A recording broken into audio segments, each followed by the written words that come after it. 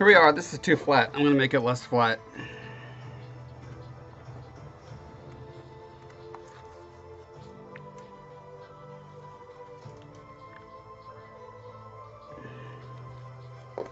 I don't need this anymore.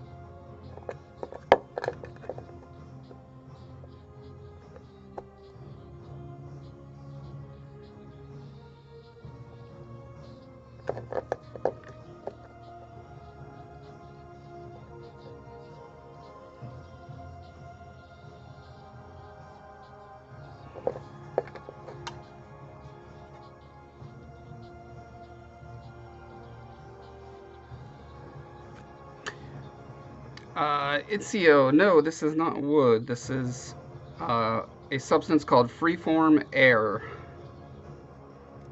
which is a two-part epoxy clay that is super light, super easy to carve. It is a smooth-on product.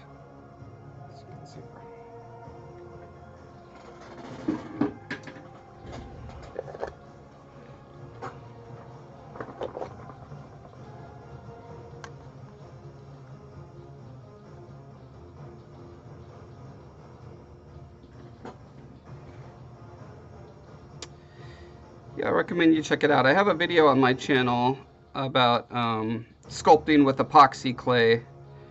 Alright, I touch on the process a bit. I think it might be called intermediate, or maybe it's beginners. I don't remember.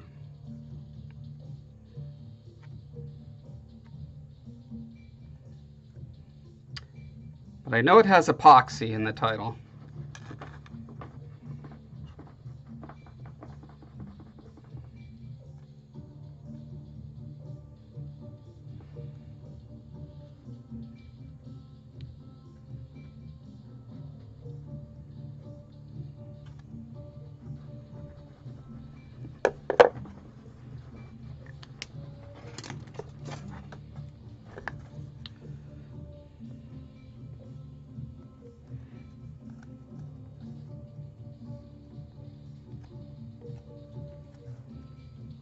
What kind of project are you trying to do with a substance like this?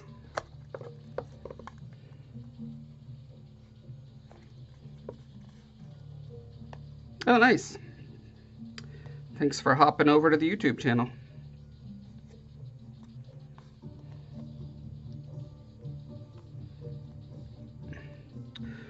For anyone who doesn't know, I stream on Twitch on Wednesday nights and Sunday afternoons.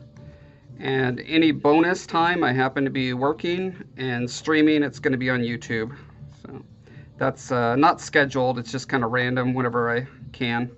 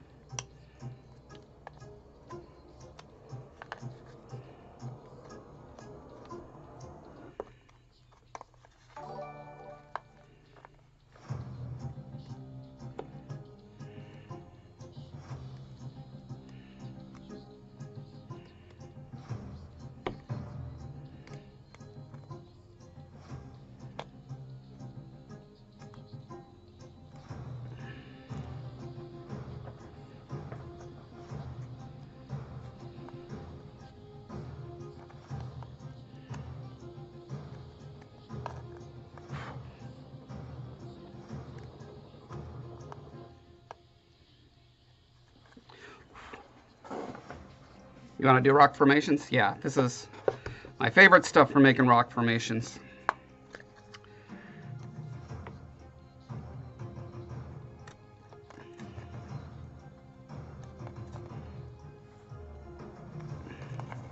Just because chiseling away at it, just kind of going in and flicking it out makes really natural cracks and flakes and such.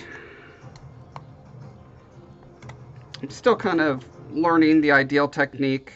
You know, I can't quite get every rock surface that I'd like yet, but I'm getting closer the more I practice.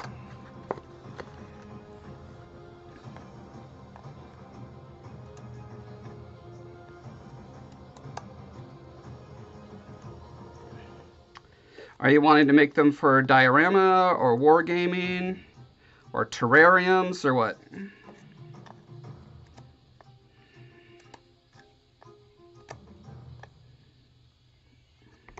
Railroading. Lots of reasons to make miniature rocks.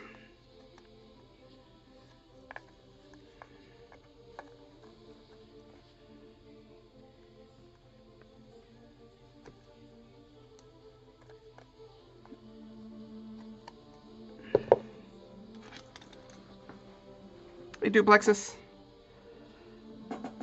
I was gonna say the closest I've ever come is using this art doll for a variety of pose purposes, but no, I've never actually sculpted off of one. No, that's not true. I took a body of one, popped the head off, and put a bunch of like demon snakes popping out of the neck, just because I had them from like a McFarlane toy laying around.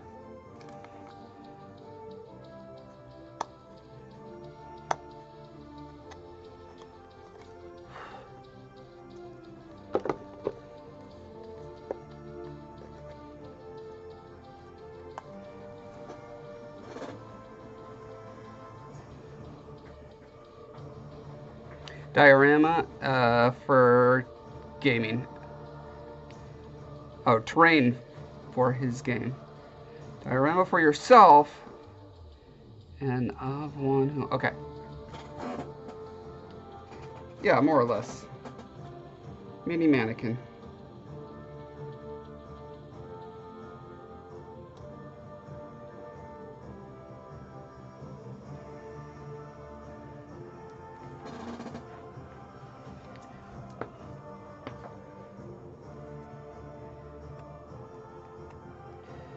I'm trying to see if I can get away with doing a 4x4 grid on this without making it super obvious that there's a grid on there.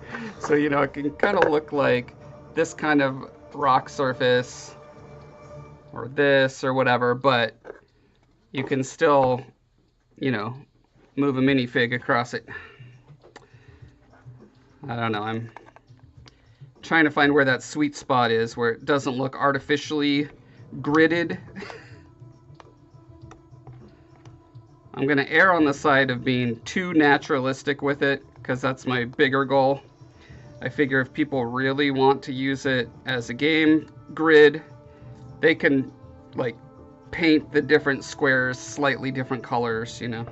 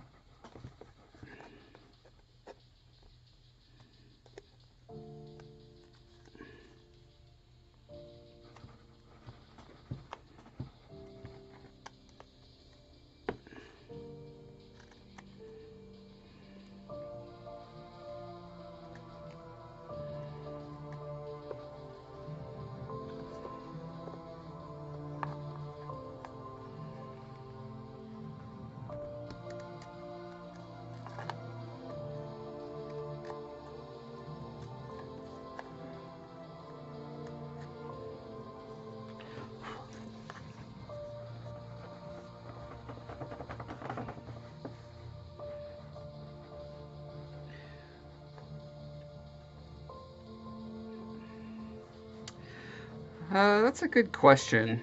When is the right time to stop? Um, when I'm satisfied. You know, right now I'll look at it and I'll instantly see things that I'm unhappy with. A lot of it comes down to just spending a lot of time examining reference and how cracks and fractures and stuff connect. And so carving is not the same process as natural erosion. And so I'm trying to bring a flat surface to look like, you know, what happens in reality. And it's just a process of where I'll see things like, you know, if there's a crack going all the way up here, uh, it, there's places where right now it's just kind of mushy. It doesn't really connect in a very naturalistic way, and especially when you have two kind of cracks intersecting, it'll tend to go deeper down, and it usually starts out being shallower where they connect. So it's a lot of just kind of examining, finding little areas that don't follow the rules that I have perceived in my head, and then making them follow the rules.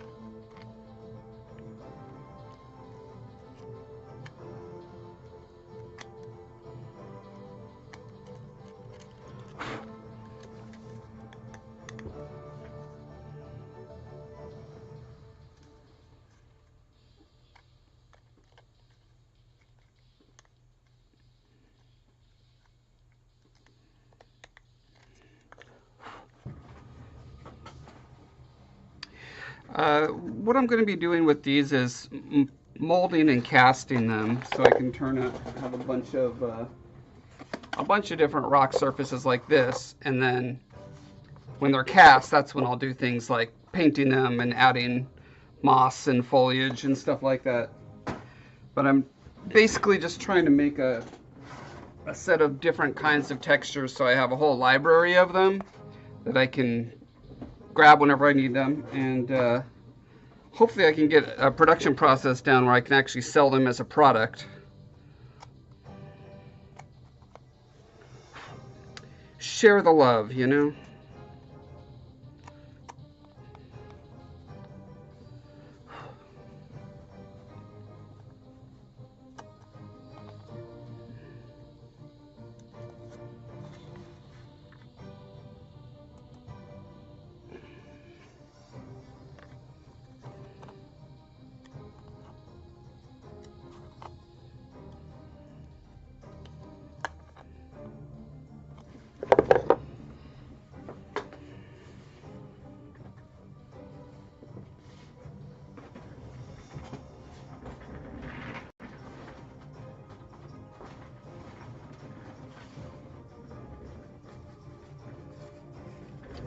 Here's a fun set that I made of ones that tile in a really unique way. Let's see, yeah, like so.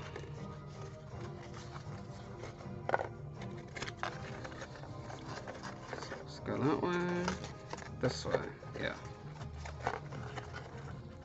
So basically, you can tile these in like a million different ways, but they're just, you know, cast out of great stuff. So they're super light, easy to work with, easy to ship.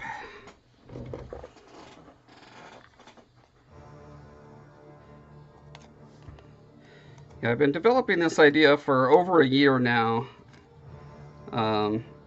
Just experimenting and finding what's going to work best to be able to make a product.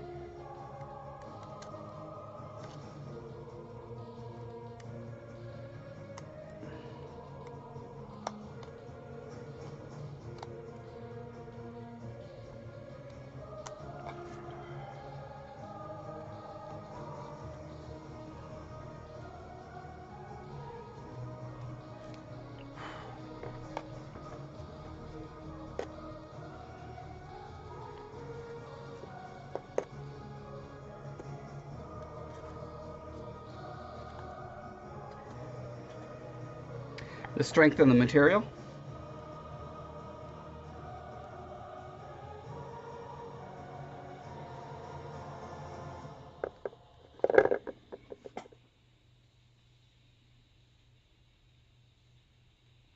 One sec.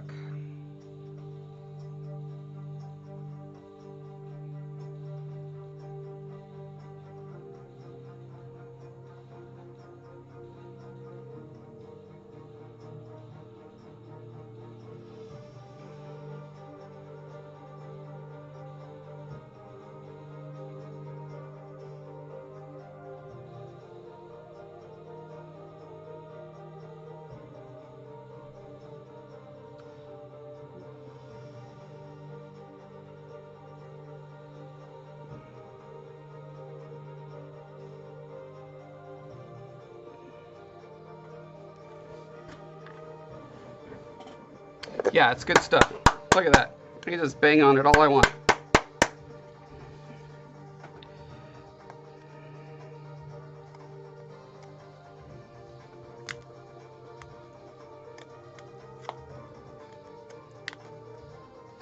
I wish I would have known about this a long time ago. Like, see that creature right above me? That's made out of Super Sculpey Firm. It's right there. That thing's big. Let's see. There he is. There he is. And yeah, it's super heavy, super fragile, etc. I wish I would have known about this back when I built them.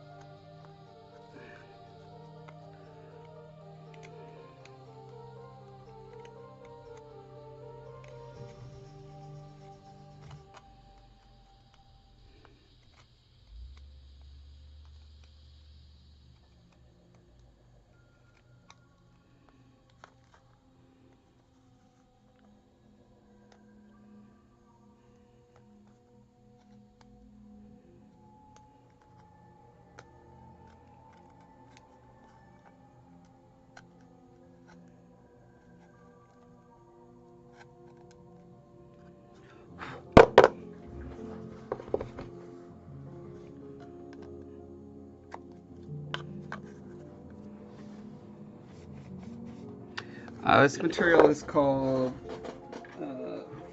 Freeform Air.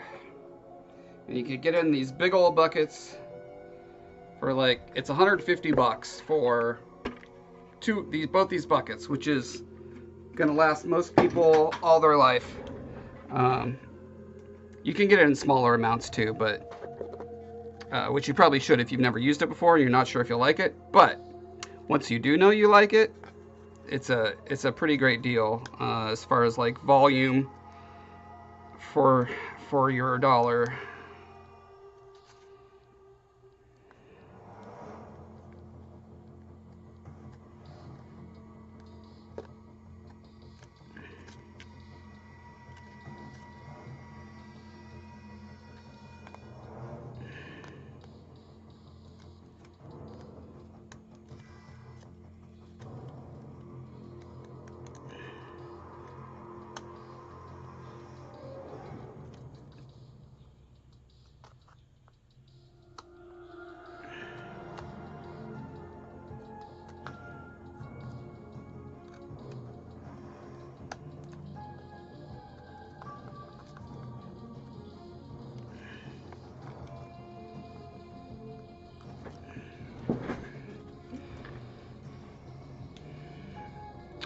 Thin it down and coat it.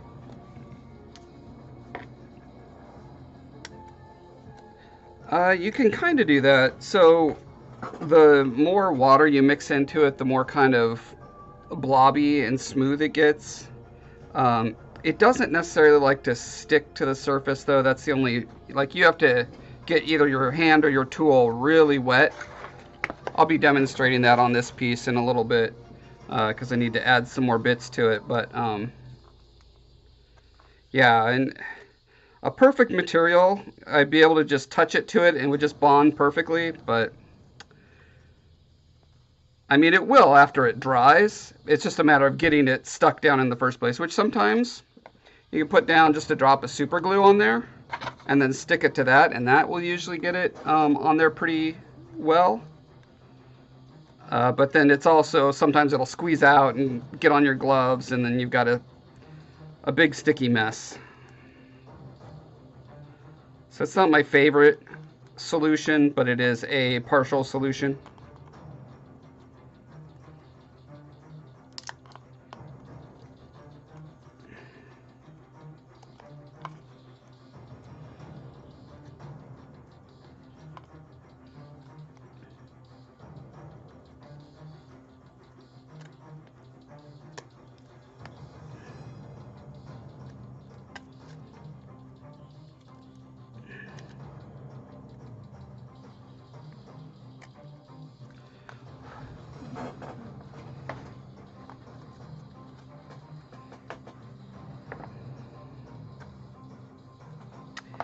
Yeah, I'll save a little bits and bobs, and when I've got a big chunk, and then I can use that as extra.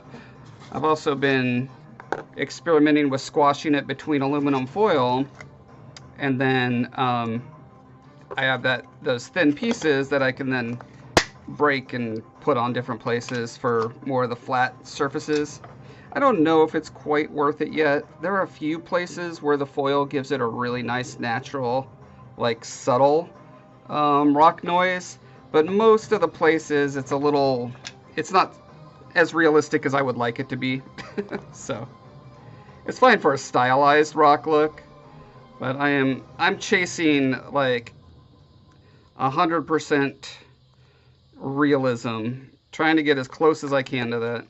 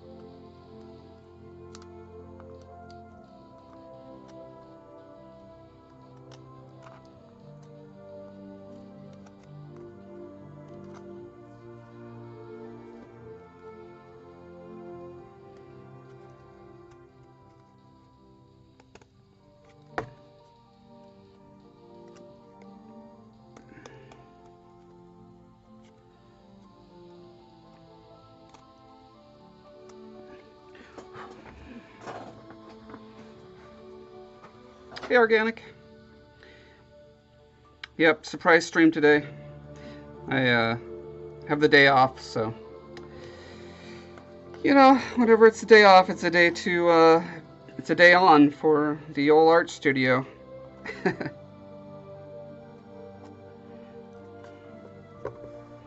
Get to take a break from work to do different work.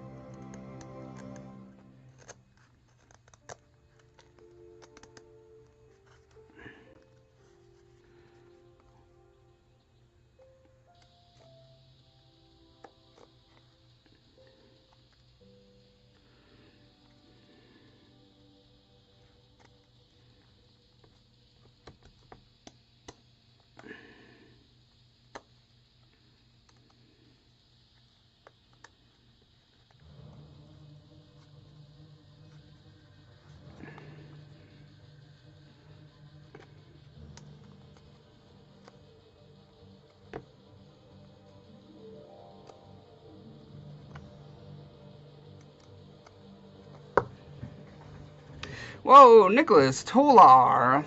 Thank you for 200 CZKs, whatever those may be.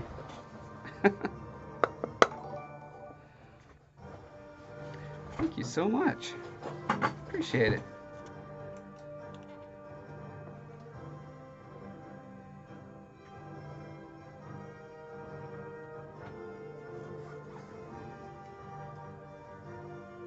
How's your day going? What are you up to?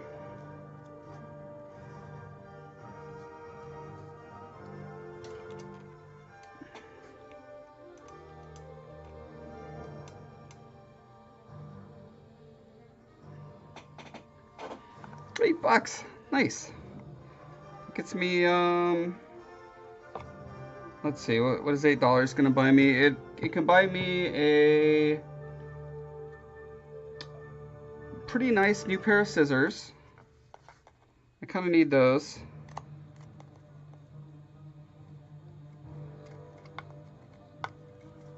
Oh, you know what I really need is a new set of drill bits. My drill bits are really dull. I think I'll put that $8 towards that.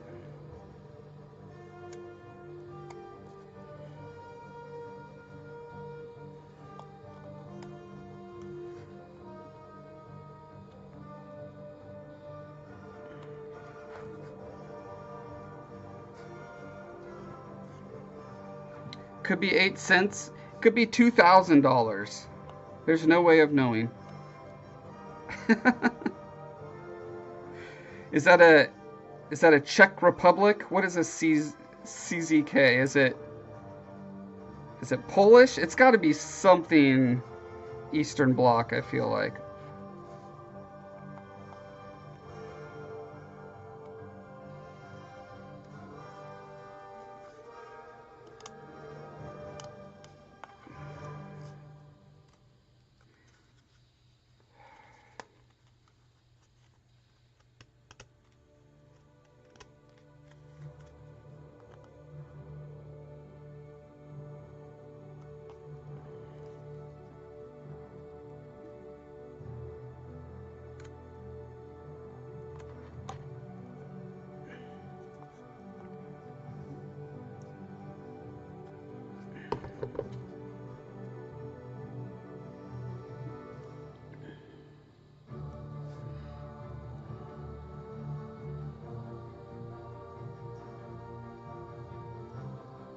It's Czech Republic. All right, I guess right. I have a good friend from the Czech Republic, so although he's never given me money, so I wouldn't know, but just guessing based on the letters. Oh, almost $9. All right. Thank you so much, good sir.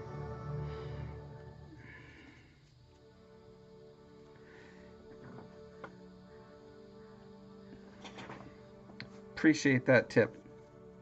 What have you been sculpting since then? What kind of stuff do you like to sculpt? Also, if you're on Discord and you like sharing art, I do have a Discord channel for that sort of stuff in the description.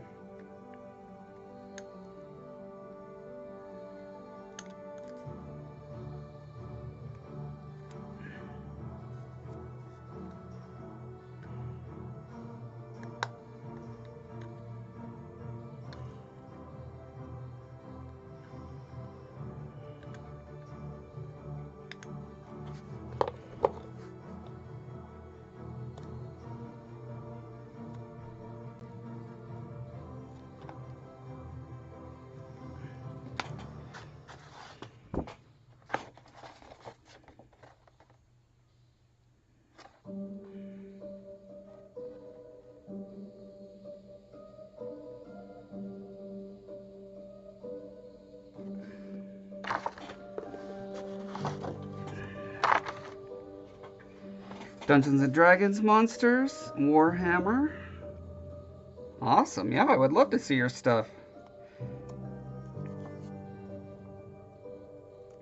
We have a place to post your works in progress and another one to post your finished works.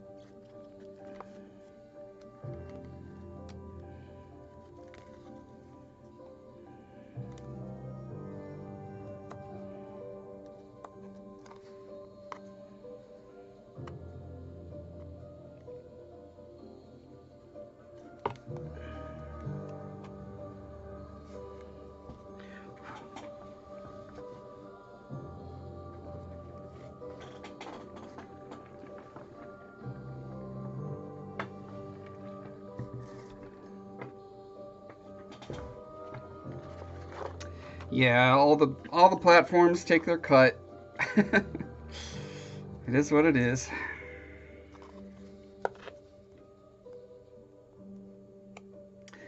My wife watches Disney streamers on TikTok. She loves Disneyland, but she's disabled, so she can't really go anymore. So it's kind of her little fantasy getaway.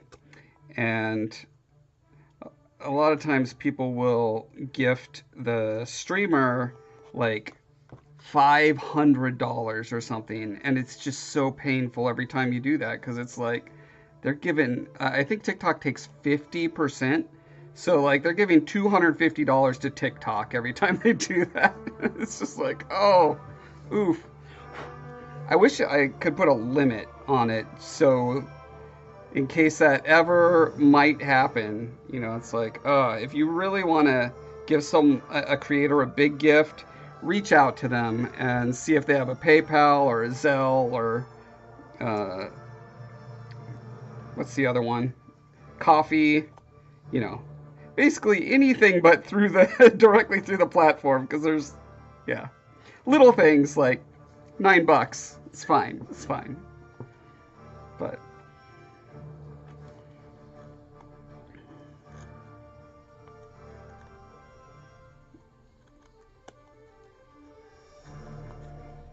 and of course I say little, but I don't know you. I don't know your life. $9 could be a huge amount for all I know. I shouldn't say that.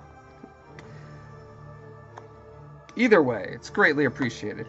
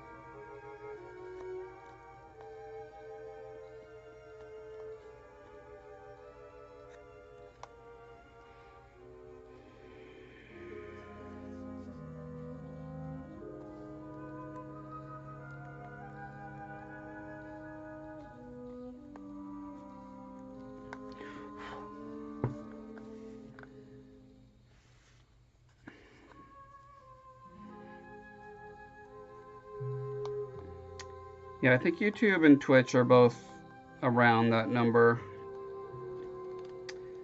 Patreon is less.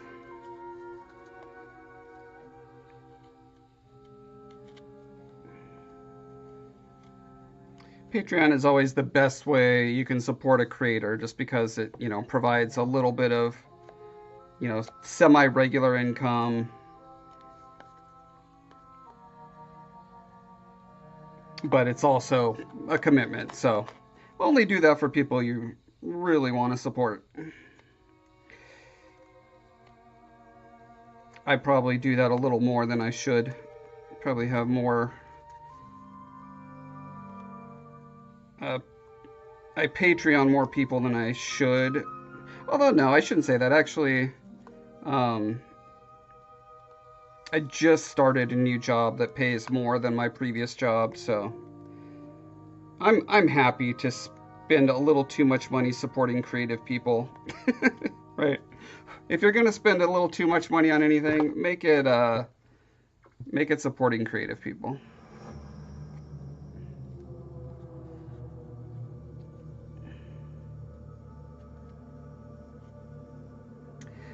So these tiles are, I've been experimenting with trying to find a way to make a product to sell for people who want to do wargaming or dioramas or train sets or doll houses or animal terrariums, etc., etc. Trying to make just very realistic rock, and not just rock, but all sorts of things. Here's my box O experiments so far. So you can see I've got some like dungeon tiles and like, castle wall kind of things. And yeah, I've been experimenting with what's the best thing to cast them in and what's the best sort of tile set, shapes to put them in to have like good tiling. Let's see. What I've learned is that I don't actually want to do side-by-side tiling like this, just because you end up with gaps that you can see through. So in this latest, oh yeah, and I've done working on these kind of little tiles as well. Trying to find stuff that I could cast in that's cheap enough to be able to sell them, at a reasonable price, not a ridiculous price.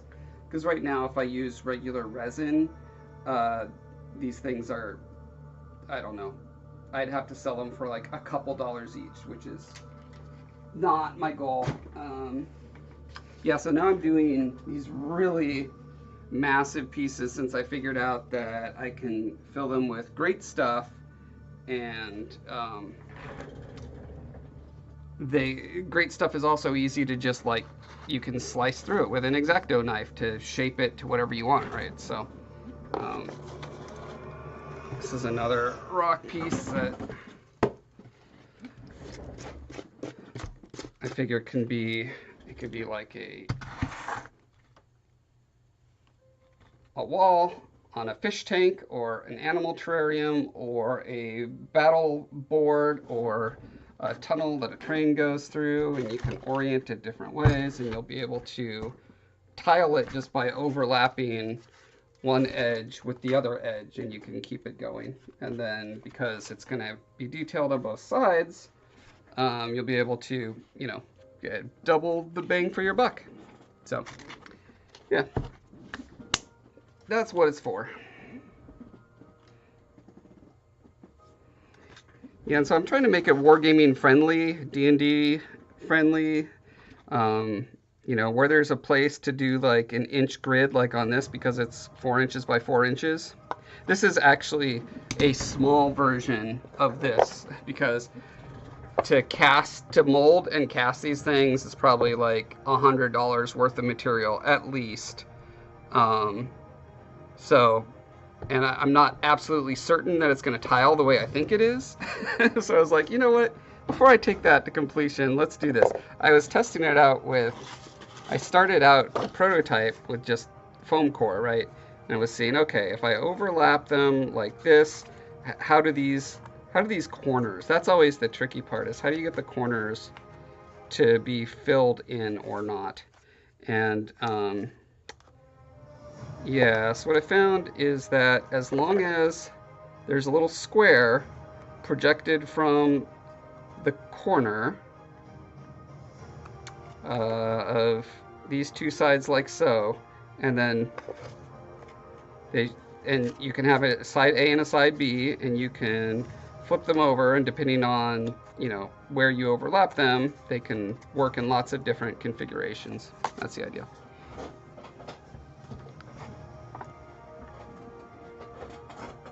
That's right. I really like overly fancy animal enclosures for reptiles and whatever else. Aquascaping is so cool. I never want to do it personally because of the amount of like chemistry and stuff you have to do for that, but it's so cool when the people can pull it off. Terrariums, that kind of stuff, really neat.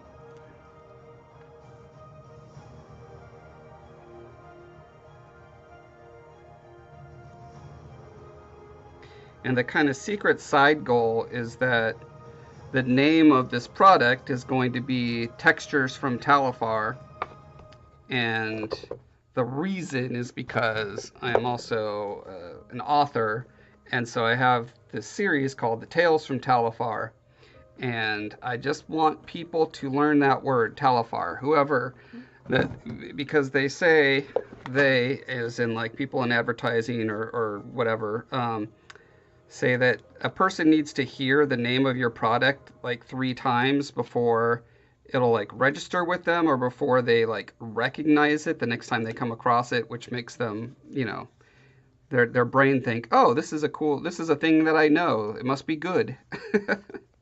So that's my kind of secret side plan, is to get a lot of people who are into D&D and wargaming and you know, dioramas, who you know, some portion of them are going to be interested in fantasy adventure, like my books. So yeah,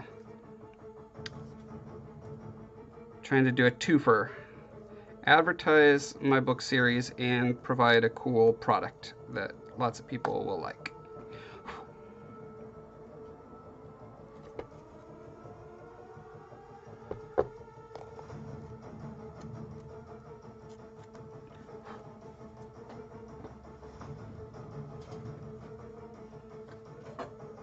You ordered the book from Etsy? Nice.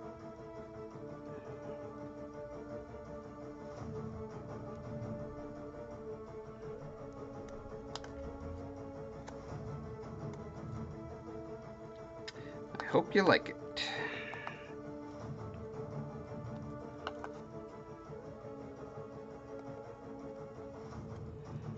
You know, since you like D&D and Skyrim and that kind of stuff, I'd say there's a good chance you'll like it. Oh, you're waiting for a paycheck? That's fair. Probably wise to, you know, pay your bills before you buy a fantasy novel. Probably wise.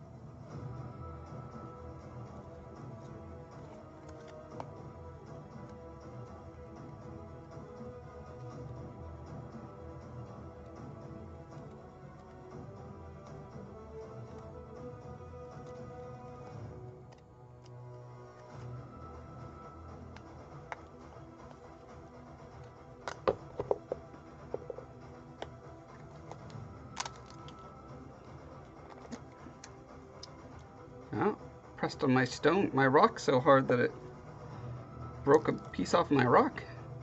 I think it was a little bit of quartz. There's a little nubbin of quartz that was sticking out, so it was weaker than the rest of the rock.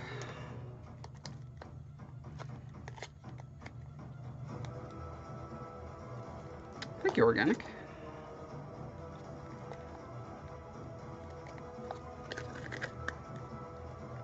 All right, Nicholas. Thank you. Have a good night.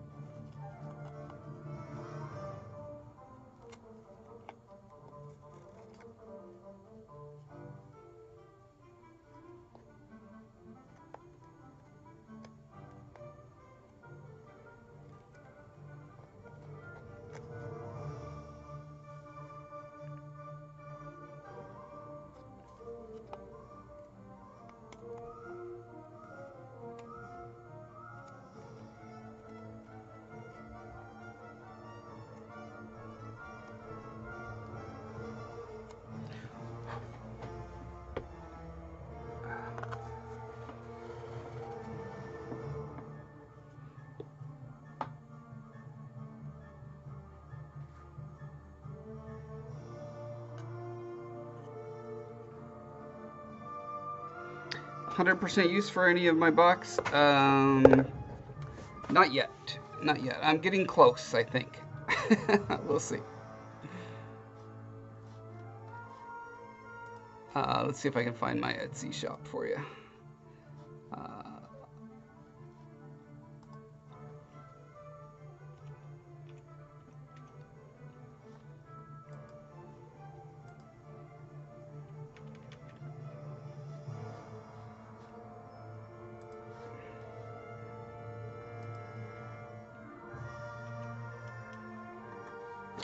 There's the link to my shop. You can get a variety of sculptures, books, all sorts of fun stuff there. Bookmarks even.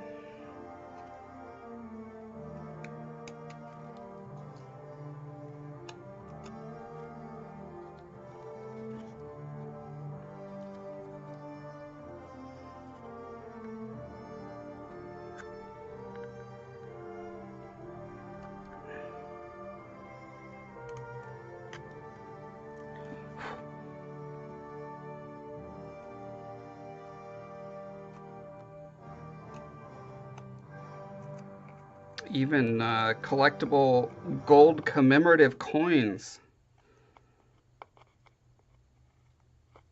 which keeps reminding me I need to finish the coin for the second book. Try to put out. My goal is to have a collectible medallion for every book that I publish.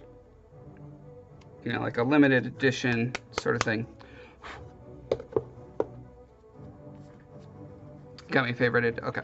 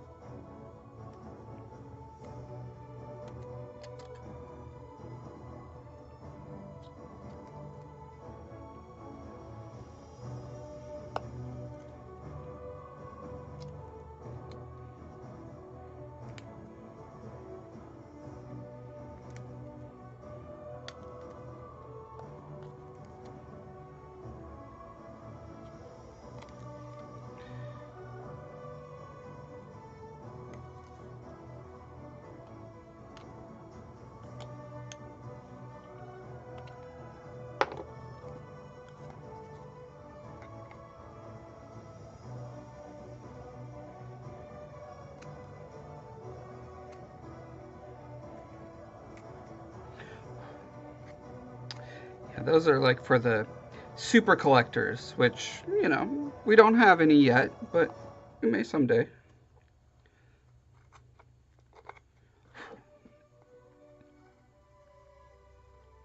Haven't even finished publishing the first trilogy yet. After we get the first trilogy out, and then I got to do the audio book version, which is going to open up a lot more. But that's probably going to be years in the making. We'll see.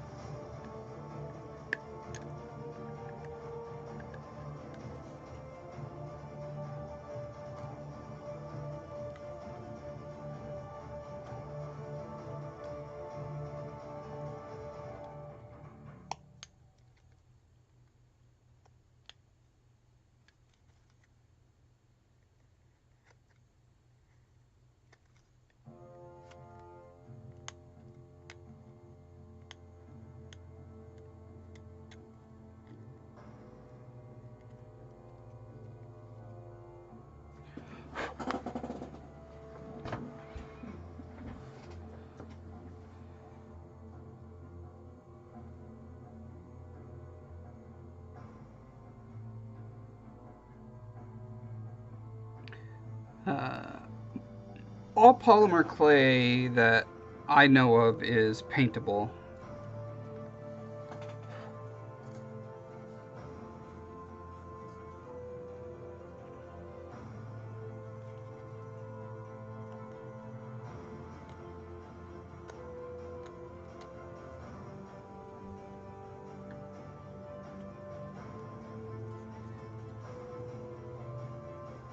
Although I have not heard of Sargent Gray polymer clay. Is that a new one? I haven't actually sculpted with polymer clay in probably several years.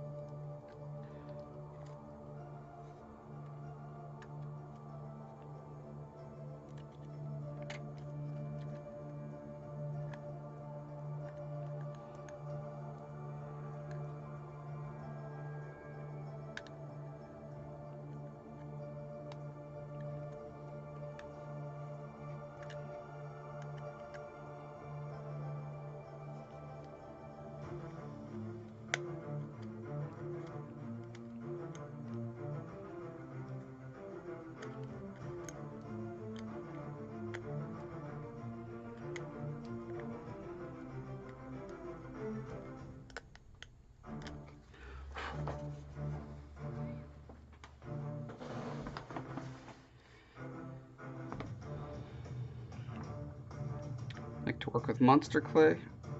Uh,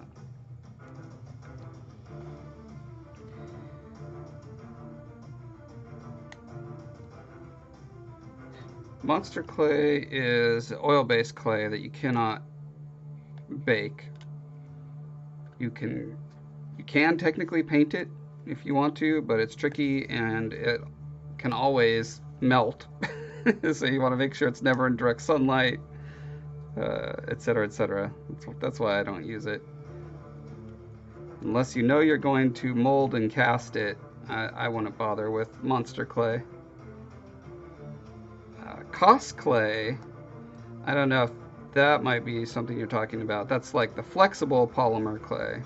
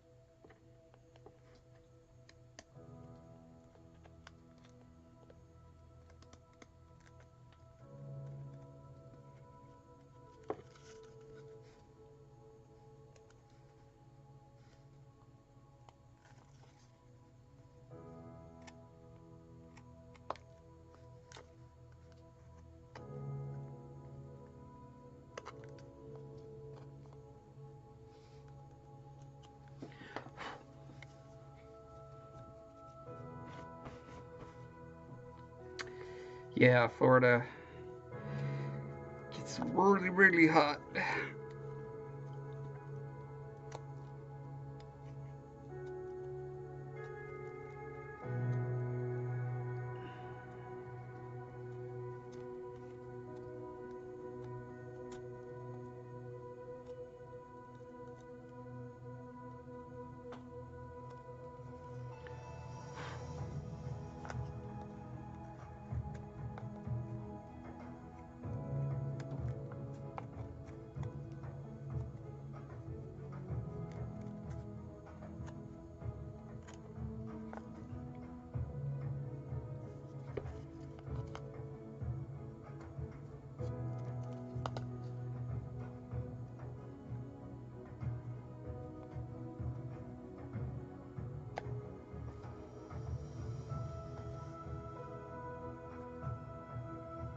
So we got a line.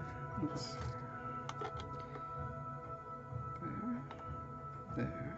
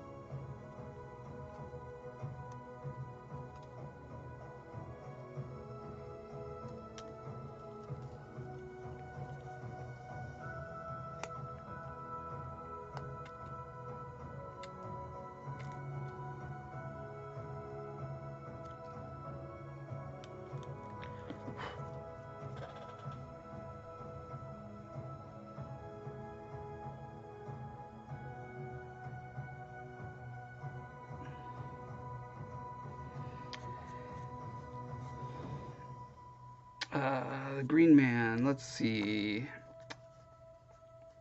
Not sure which image you saw. Not Scola, a different one. I have a lot of horned things that I've done, so that only narrows it down slightly.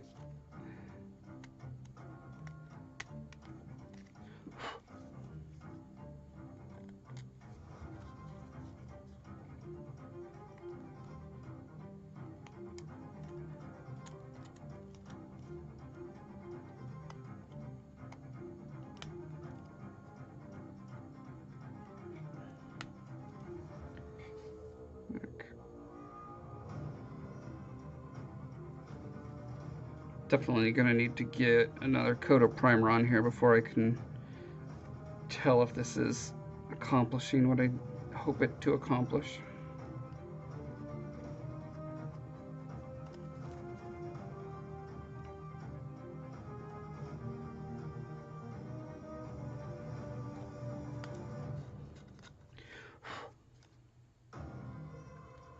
Use a beard. It's probably one of my Demon Hunter statues. Or, oh, it could be that guy, the Colossus from Shadow of the Colossus. Might be him. I'm not sure. God. What statues have I made that don't have horns?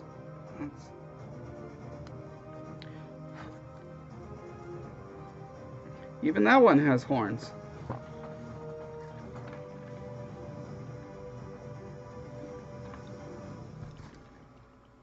That one has tentacle horns. So these are like concepts for Demon Hunter. Demon Hunter is a band that I quite like, and I did a bunch of fan art for them, and then eventually they let me do an actual 2 album covers for them. And so those pop up from time to time up there.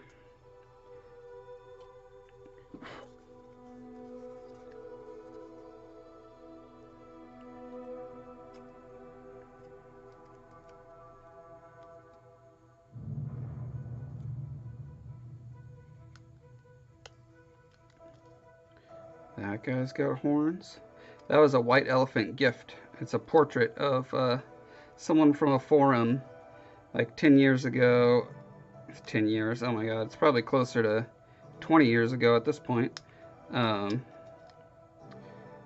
forum that I was on did a white elephant gift thing. So I did a portrait of him based on the tattoos that he had. He really liked it.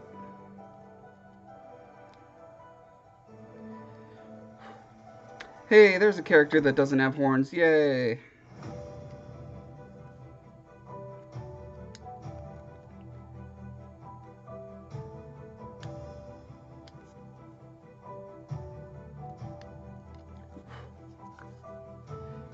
That one's got horns and could be interpreted as a green man, but no, that's another demon hunter.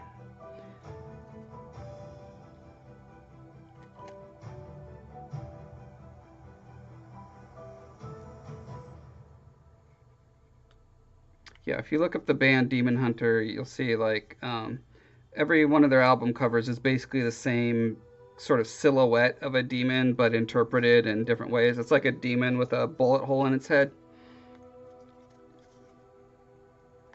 And I did the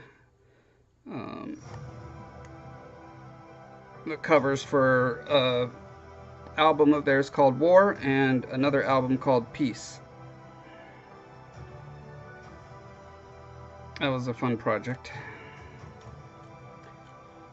They paid me pretty well too.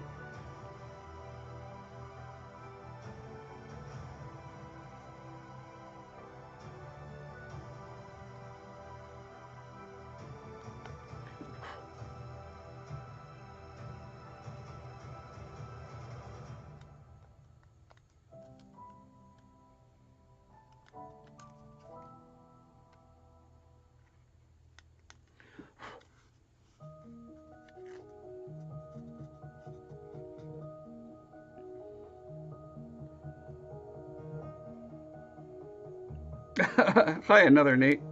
Yeah, this is practically the same as RimWorld, right?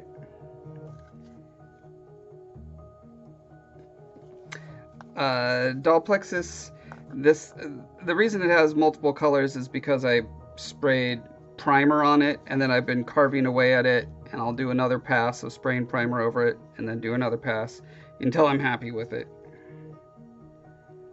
Also, when I mix the clay to make these things, the clay is pretty much white, and so I mix in a little bit of pigment, of black pigment, and so every mix is like a slightly different gray.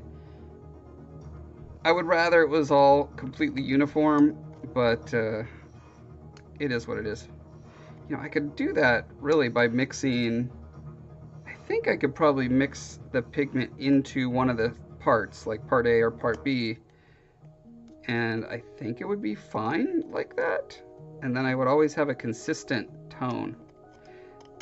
I remember thinking about that before, and I guess the reason I didn't do it is because I'm not sure that there wouldn't be some weird reaction of it like staying mixed like that for a long time.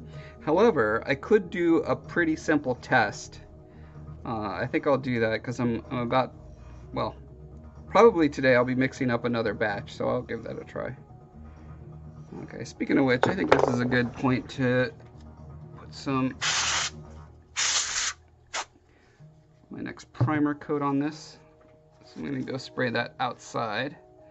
I'll be back in 2 shakes of a lamb's tail.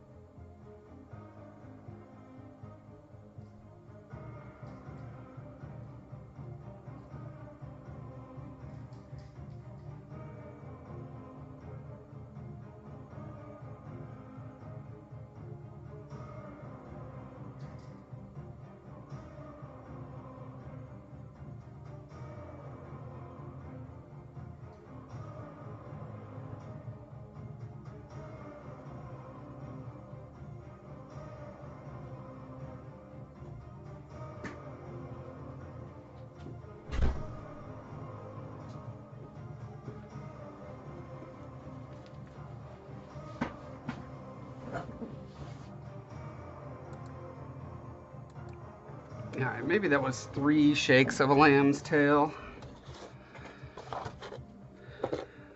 So while those are drying, gonna continue to refine this guy.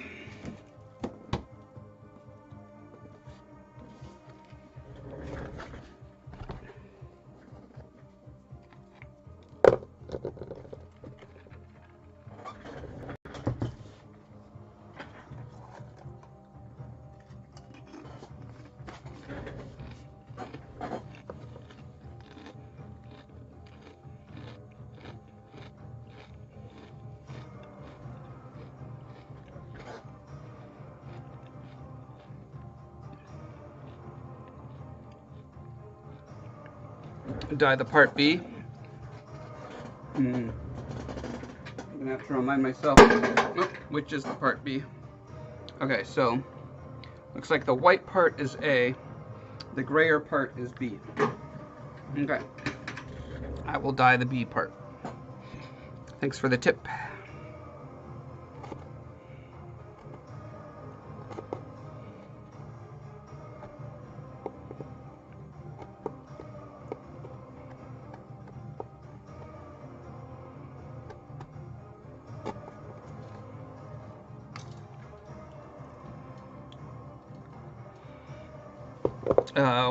One translucent, like ice or diamonds. You mean like one of the rocks? I could. I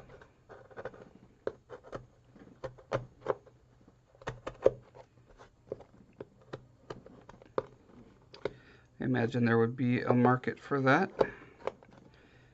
Basically like ice sheets or ice chunks or whatever. For your Neverwinter campaign or whatever.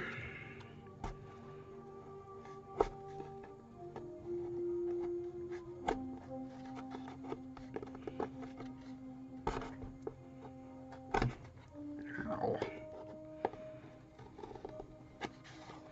I always damage my knuckles and fingers on this piece.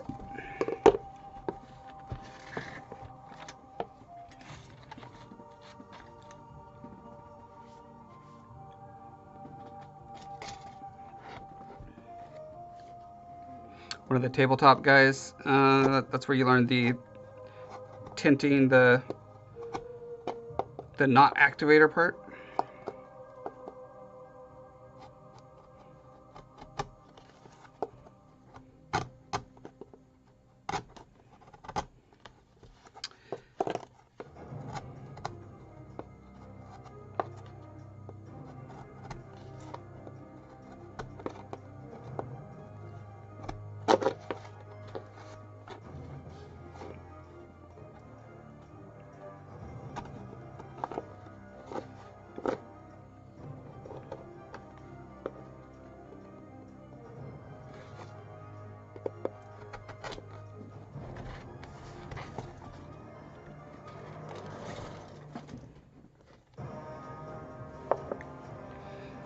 So because the freeform air comes in these giant tubs, I take out a little bit at a time and then close the tub. Well, a little bit.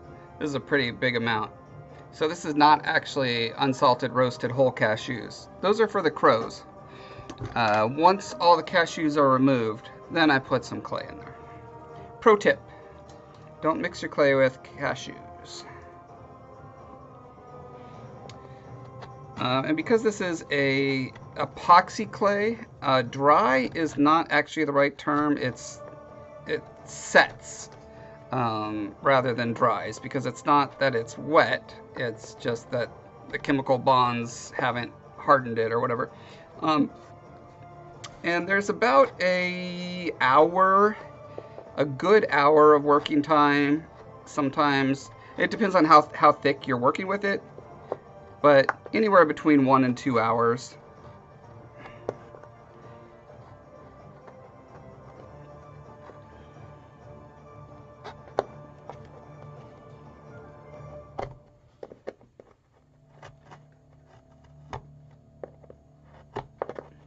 I think they may have just released a version of it that sets faster.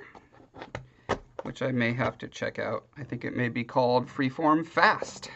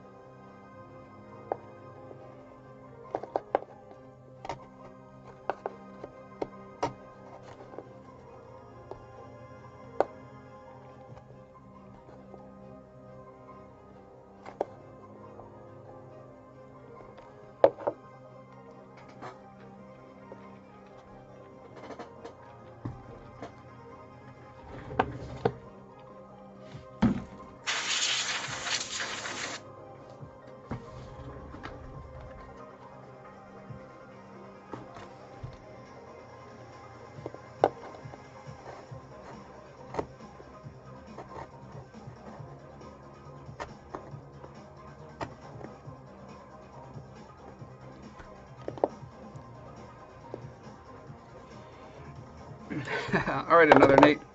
Good luck with that 5-year-old wrangling.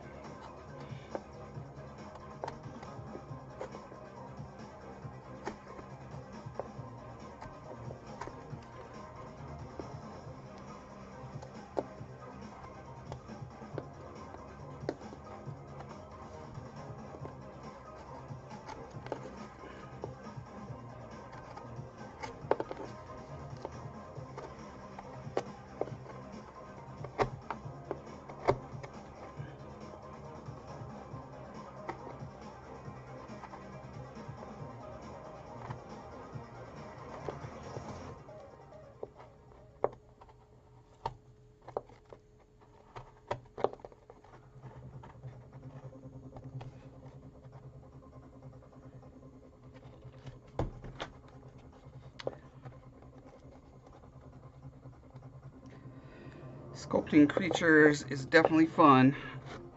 I do love creature design.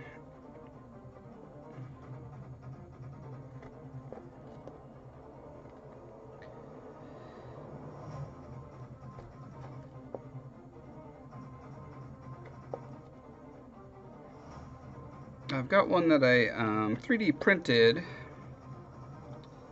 that is getting a primer coat on it now. I would like to try to do at least the starting paint pass on it, I think, today.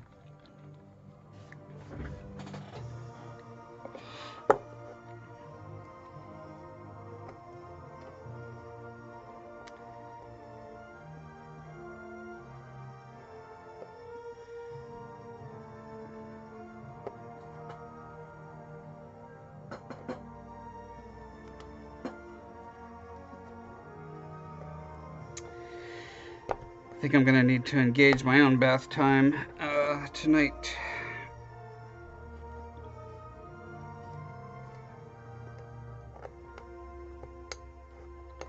But not yet, not yet. I'm trying to get all the dirty stuff done before I engage bath time.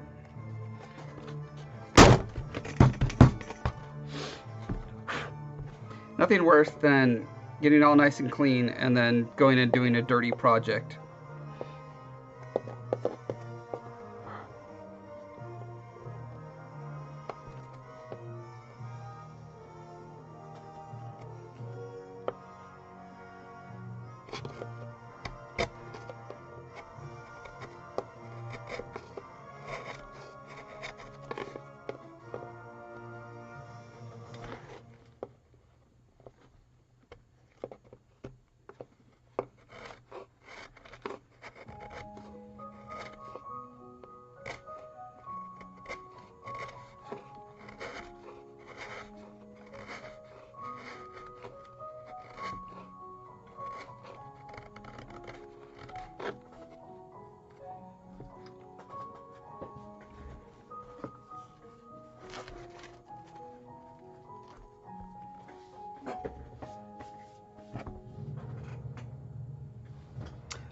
Organic, see what? What do you mean? Are you talking about the creature I was talking about?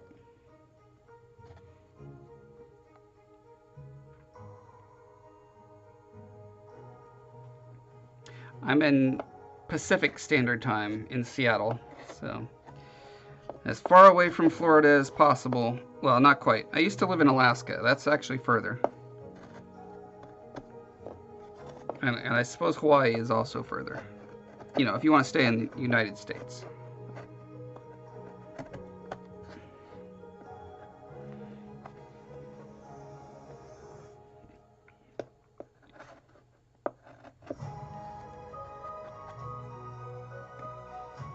Yeah, actually, let me go put the other coat of primer on these guys, and then they'll be ready in a couple minutes after that.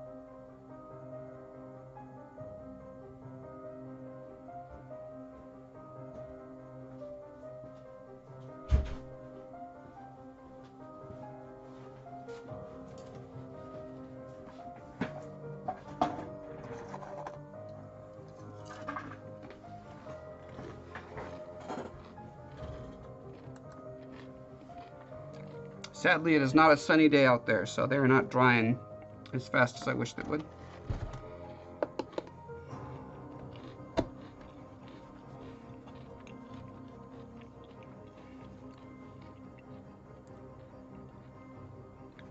You lived in Alaska too? What part? I lived in North Pole, Alaska, just southeast of Fairbanks.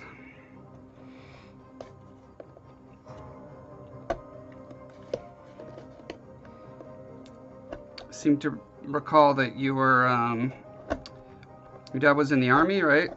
So you may have been at Fort Wainwright up there, just outside Fairbanks.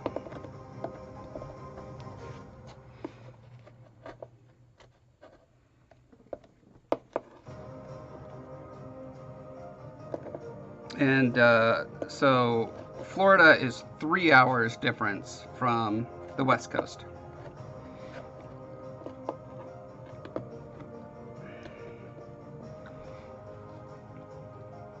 I used to go skiing at Fort Wainwright. It was the only place in the interior of Alaska, really, where you could go skiing. You almost qualified as a hill. Oh no, my chips all over the art.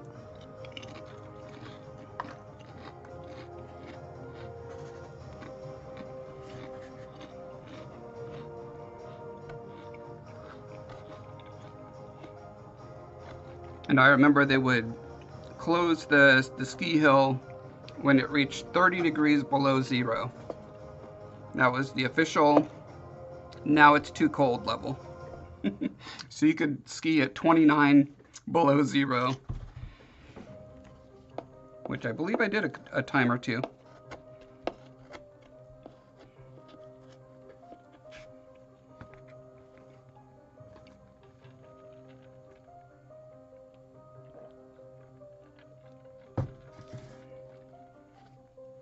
It's 7 o'clock there, so it's 5 o'clock here. Yeah, so only 2 hours. Does Florida have a different, or is it actually fall back time? I thought fall back happened more in October or November.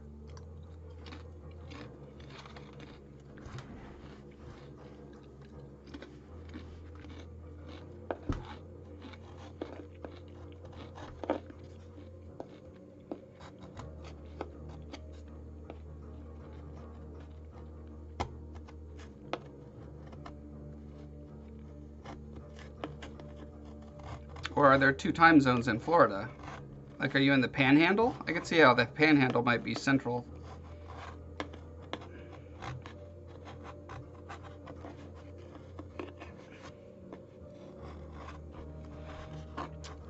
Yeah, it's fall back, but it's not even fall yet. It's still technically summer.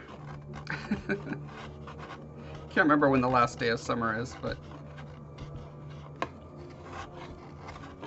Isn't it the equinox?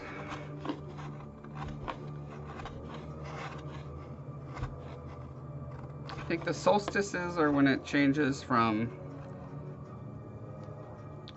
fall to winter and spring to summer. And then the equinoxes would be summer to fall, and no, but that would be spring to summer. Oh no, my brain just broke. I'm trying to do logic puzzles and I can't.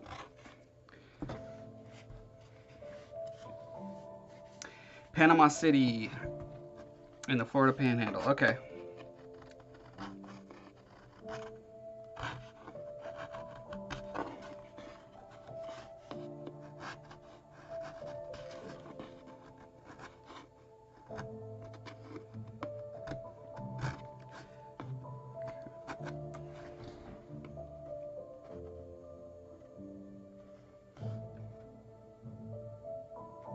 I kind of feel like I want to put a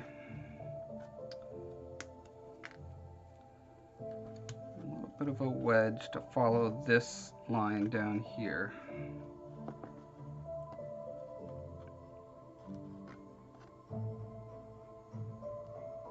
I need to do something to break up the flat. I thought adding this little like crooked offshoot would be enough, but I don't think it's actually enough. Not enough to satisfy my OC, not quite D brain.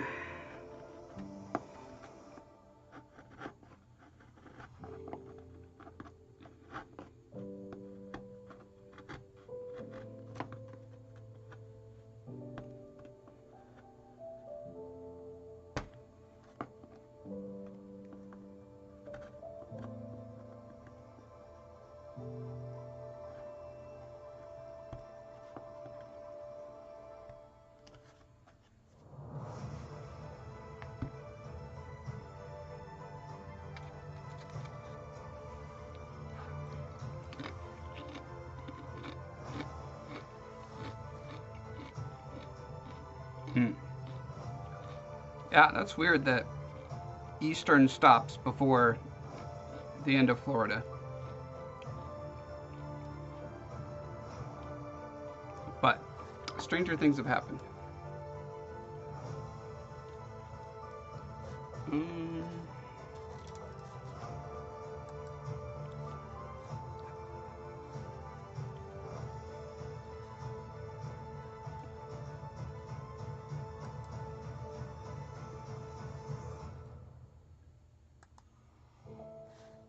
Let's see.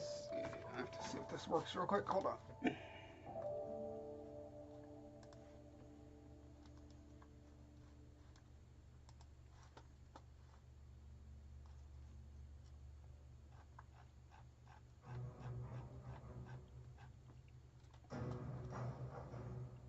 Oh, there's the thing. Okay.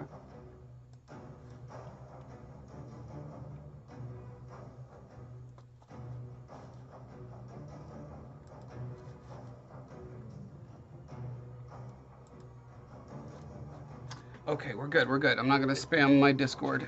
I thought I might have to.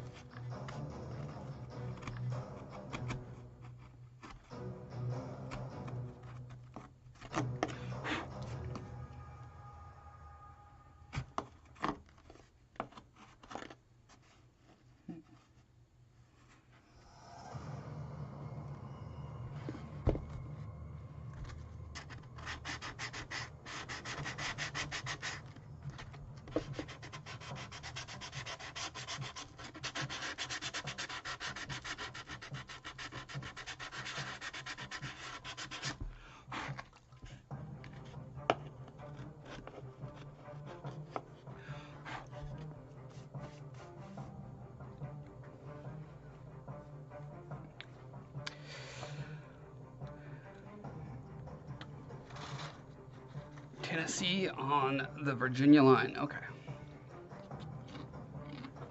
The closest I've come to living on the East Coast is Ann Arbor, Michigan, which isn't very close.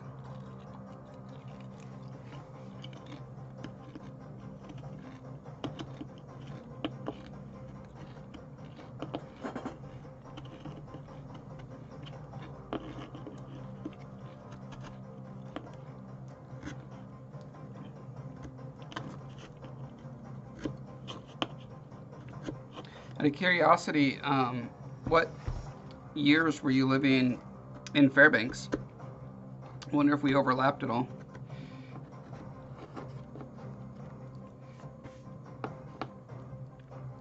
So to my understanding, this clay is not particularly toxic. You know, sanding anything down into a fine powder and then breathing that powder in is bad for you. So I try not to do that very often.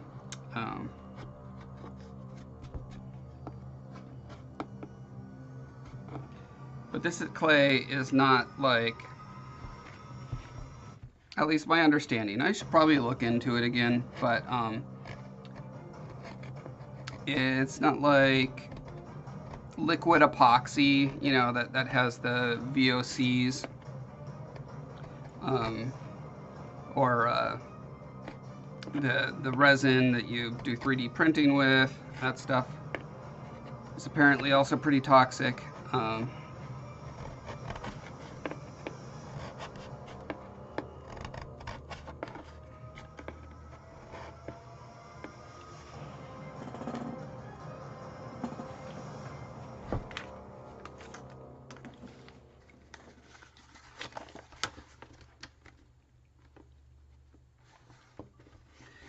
Use in a well-ventilated area. Generally, if you use epoxy system, wearing a respirator is advised. Wear safety glasses, long sleeve or gloves to minimize skin contact. Now, as far as I know, this is when you're mixing it. Carving it is different, but that is an assumption.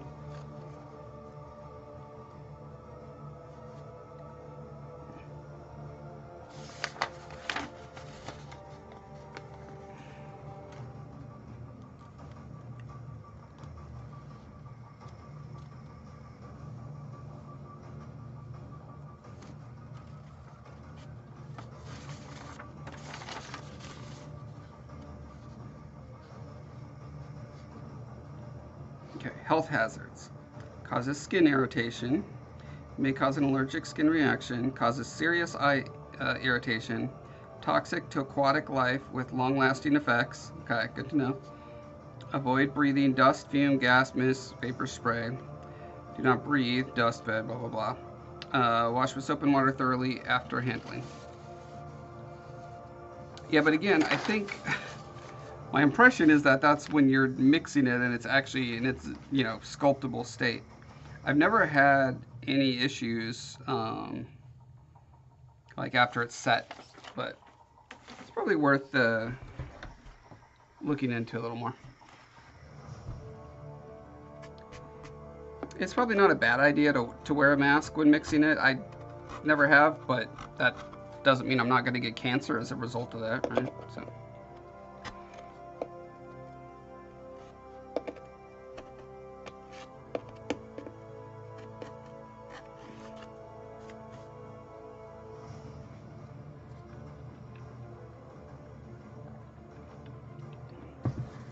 So you were there, you were in Fairbanks when it was very small then, huh?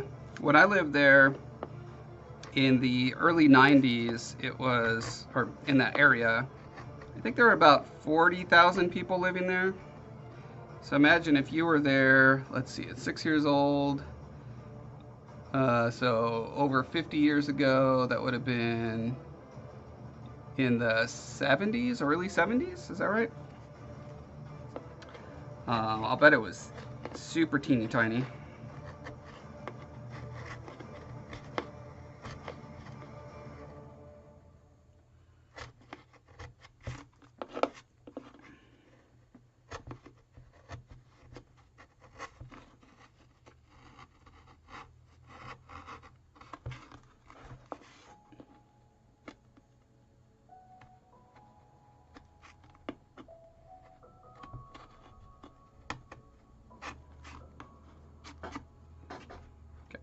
Let me go put another coat on the guys outside. I will BRB again.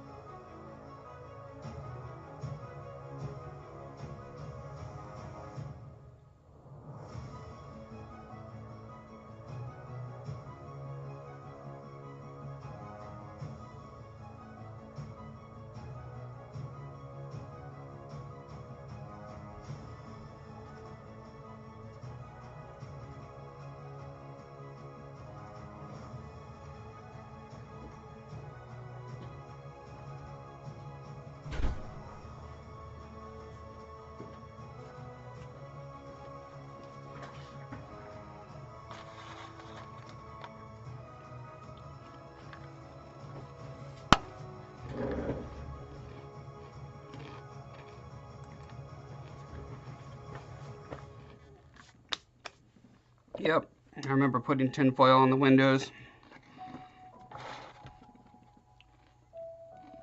We lived in a log cabin in North Pole, Alaska.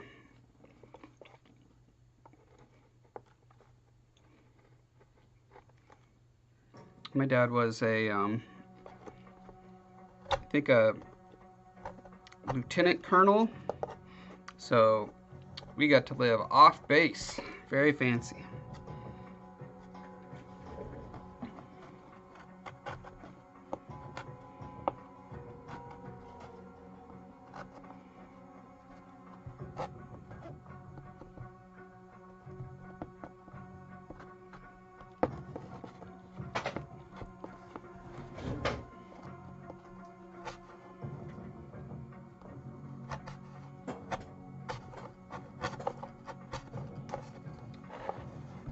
I don't know what to do about this texture. I don't feel like it's not going to work with everything else.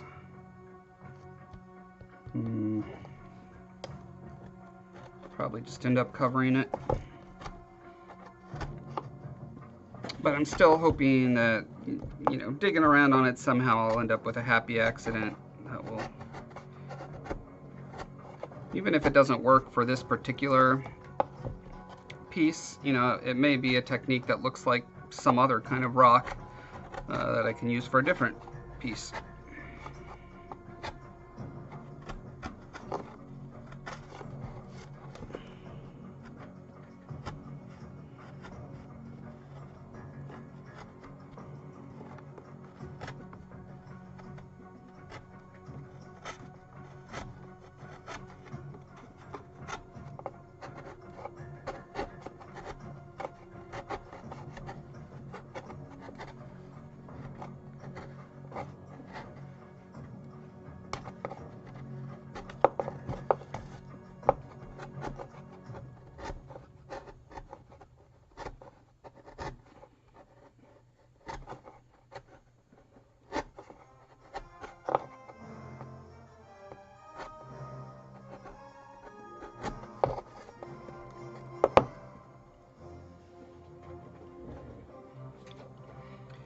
It's a good amount of hardness. It's hard enough to not like accidentally be dented by stuff, but not so hard that it's difficult to carve. I think it's a nice sweet spot. There's this other stuff that I use for more like characters and creatures and stuff, epoxy sculpt, and that is a lot harder.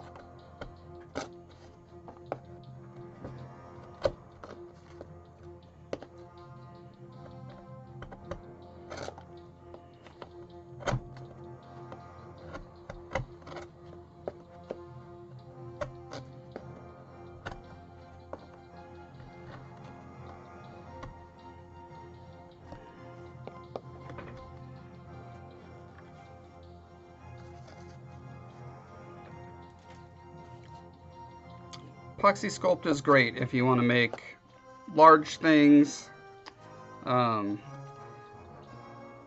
It takes a little bit of getting used to because you kind of have to work in, you know, smaller pieces, like piece by piece, since it does, you know, you only have about an hour of working time with it. So, you know, like, you might only do half a hand at a time. I don't think I've ever actually used it to do like a face. Haven't got that brave yet. We'll see. I may end up doing that at some point.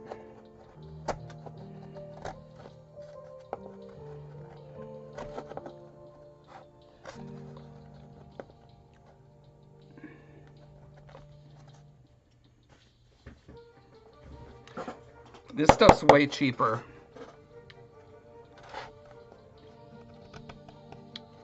Because you can get it in like huge bulk pieces. You know, I think this set here is like $40 or $50. Whereas you can get those 2 giant buckets of this stuff for $150. So.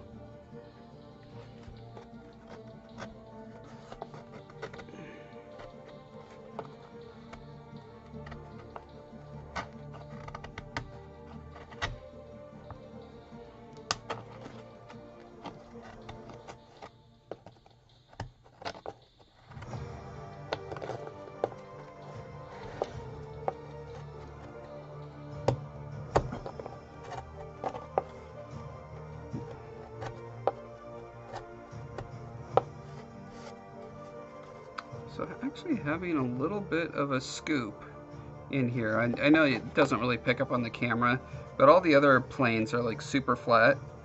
Having it scooped out is nice, because there's definitely... So in my reference, I've got some that are like completely flat, like I've been doing.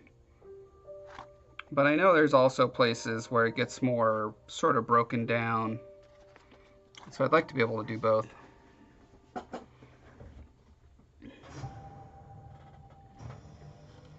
You can mix epoxy with milliput and green stuff to retard the set time and change the workability. Oh, interesting. I've never tried mixing those two before. I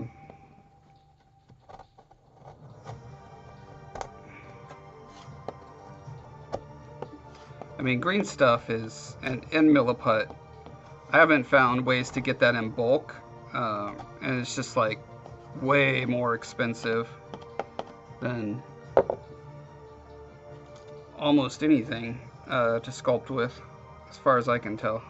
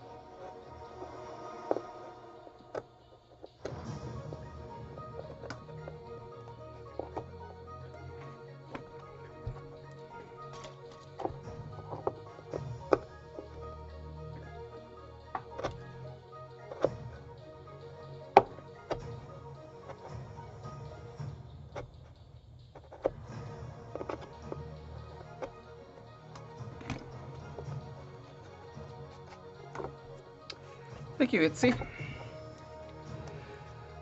Been practicing it for, God, I don't even know, probably 6 or 8 months at this point. So I better be getting pretty good at it at this point. I probably would have given up by now if I wasn't making progress on it.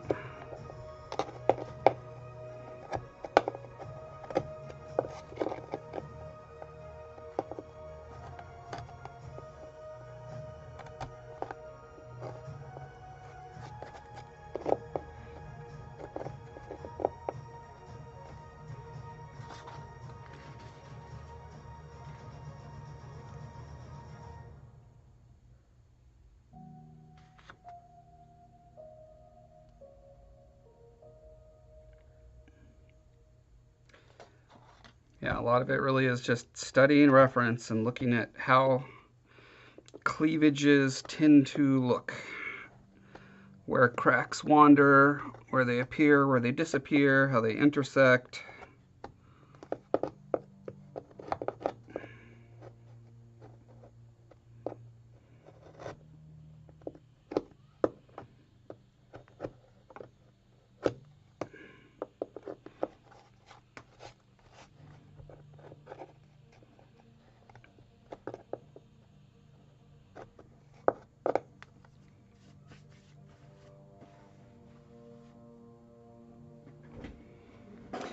Call Disney for landscapes in their Jedi series.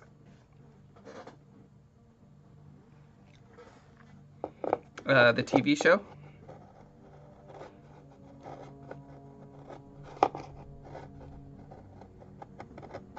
I mean, I guess they have lots of TV shows now. I haven't started watching it. I've seen them all. I haven't seen the latest one that's only got 2 or 3 episodes out. Osaka or something like that. Apparently she was a character in one of the animated series, but I haven't seen the animated ones.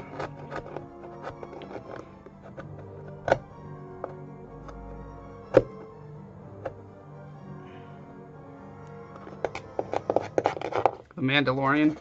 Yeah, I like that one.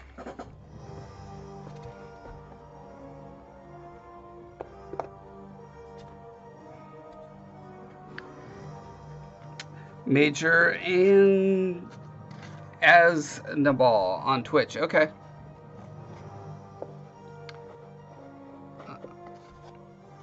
If you catch me on Twitch, remind me then, and I'll be sure to send you a follow.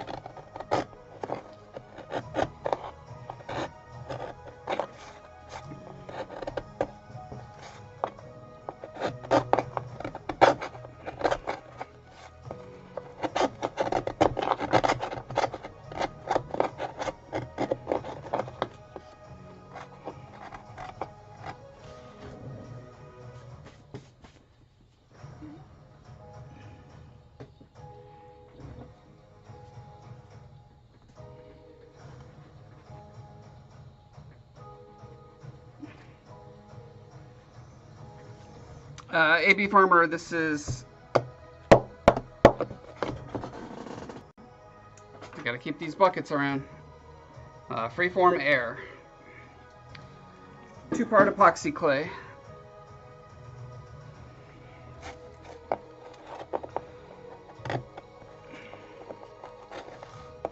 So I rough it in first, get kind of blobby shapes, kind of like this, and then I chisel at them until they start looking like rocks.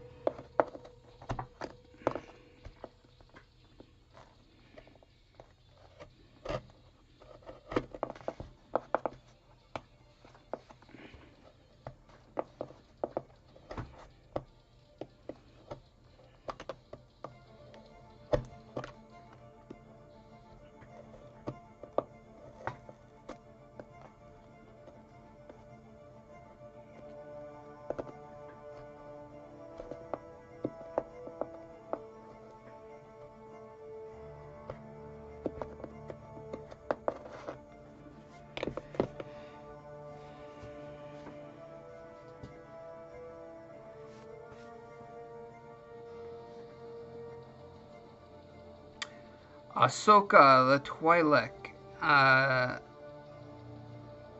briefly in the prequel movies. Actually, I know there are a lot of various Jedis with various tendrils on their head. Let's see, a link to video description. Let's see, I think I put an Amazon link on, let's see here. Okay. No, not there. Let's see.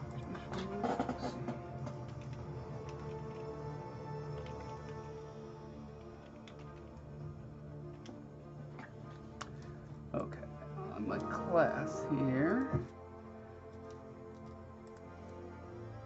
Supplies.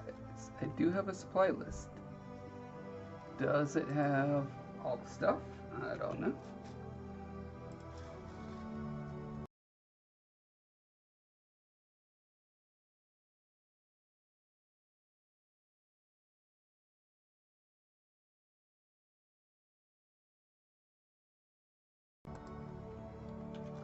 But there's the video where I talk about using this stuff and show the process of using it for more like sculpty type things. Let's see. Oh, it looks like I don't have an affiliate link for the actual like smooth on stuff. So, but that's a good point. I probably should get one. I don't know that that has ever given me a penny, but just in case, you never know, right?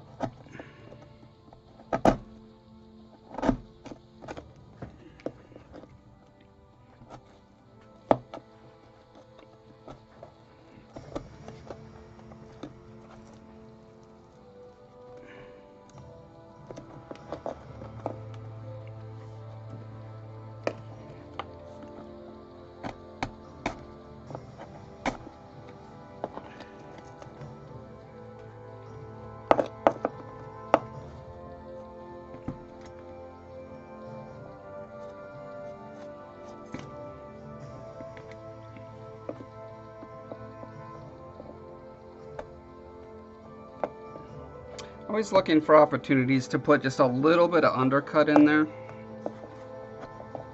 Not too much, but enough to give the impression that there's more depth than there actually is.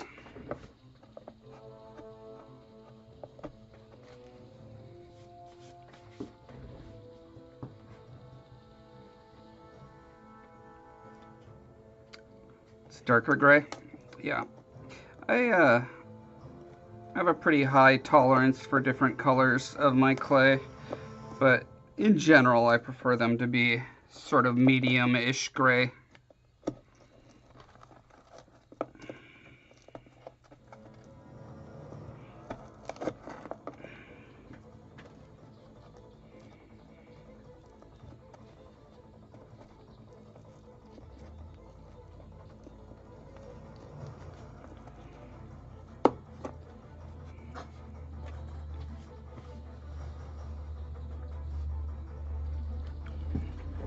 Thank you.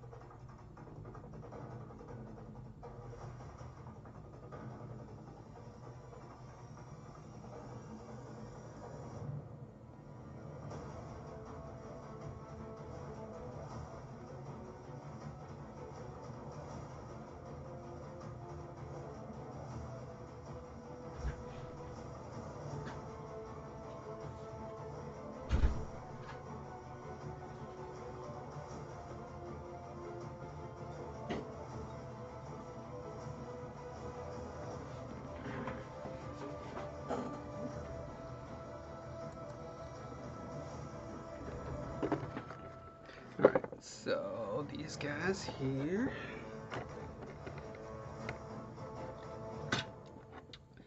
are my 3D prints. Tried it at 2 different sizes. And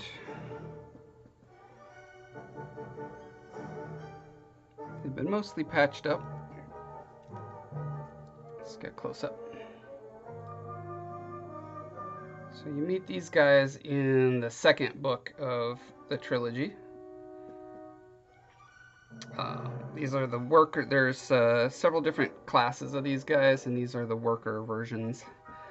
They're a eusocial species of generally subterranean, but they have buildings up top of their cities for interfacing with humans and other sapient creatures. Alright, so I'm trying to think. So I could do these guys with oils or acrylics. I kind of feel like I want to try oil. How patient am I right now? I'm kind of impatient just to see how the paint's going to work. Let me try. I'll do acrylic first.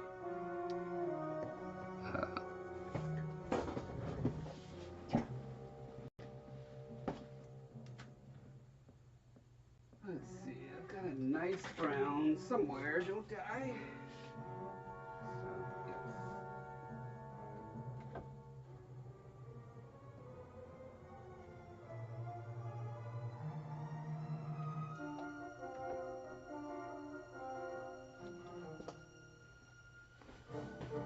So, yes.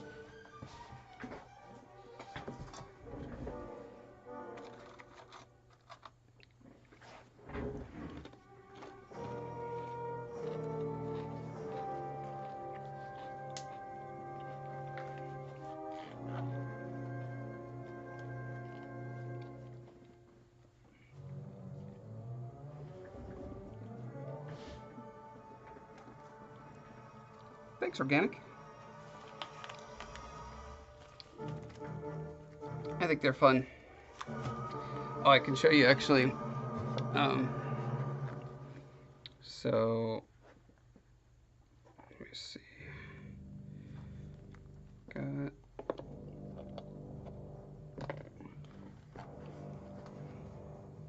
Okay, so they're gonna be back this this way. No, that's Garloon.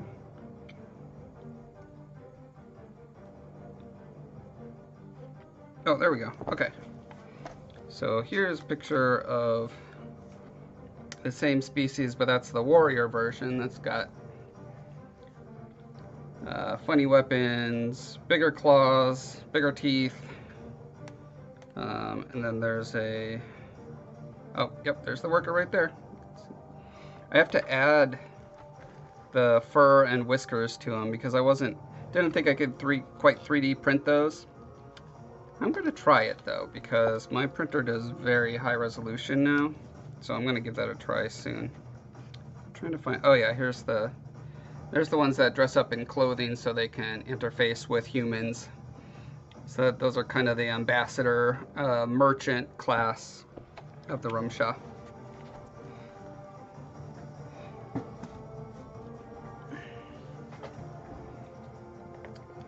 Alright, let's just mix a little paint real quick.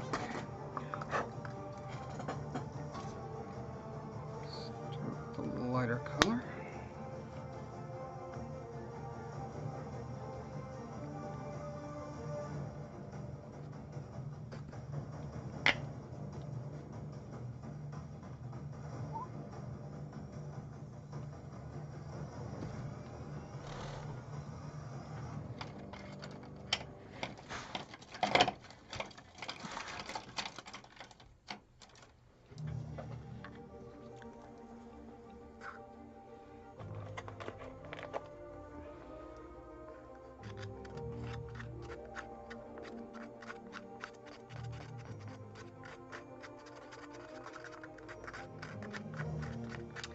Yeah, my plan is, and has been for 20 years, to start with the novels, and then the audiobook, and then go to graphic novels, and then from there to, the TV/movie series, and then eventually probably games.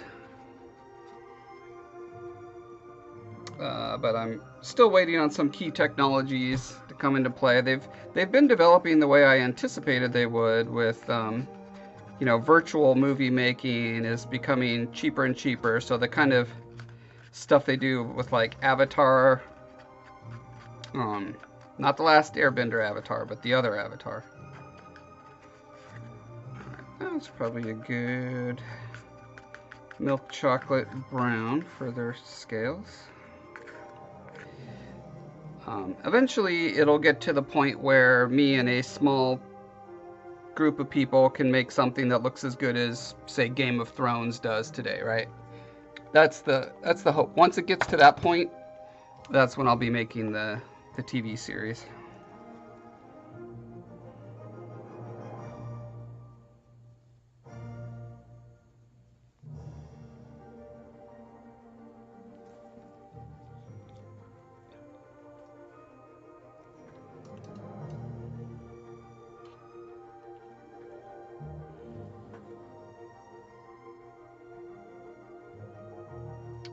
Really, camera? I can't figure out what to focus on there.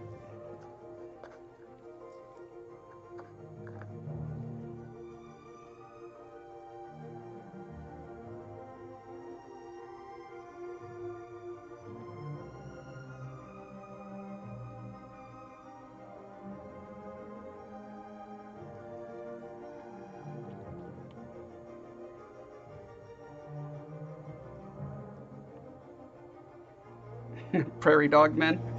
Yeah, kind of. They're a mix of, the primary inspiration for them is, oh my god, come on, brain, you can do it. Wow. I think my brain must be done for the day. They live in Africa, Southeast Asia. They can roll into little balls. Kind of like armadillo. What are they called? They're like one of my favorite animals, and I can't think of their name. Wow. Someone help me out. No, not meerkat. There's a really cute documentary about them, a lady who's working to save them because they are endangered, because of course they are, because of course their scales are thought to be, mystical, medicinal purposes in China or someplace. So they get hunted and skinned.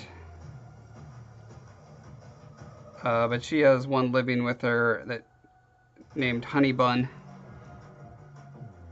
and watching it like get into mischief in the laundry and stuff is very adorable.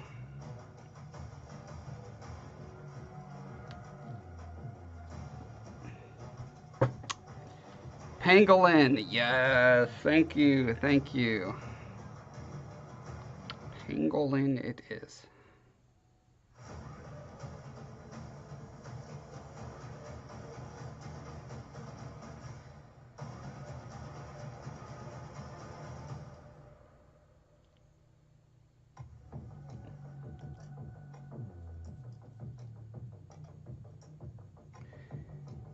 The way pangolins can walk on their back legs is incredible. That was probably the main inspiration for wanting to make a species, a sapient species based on them.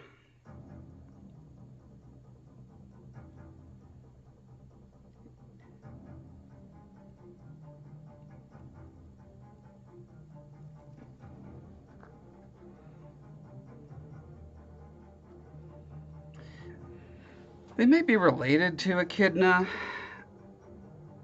I'm not sure.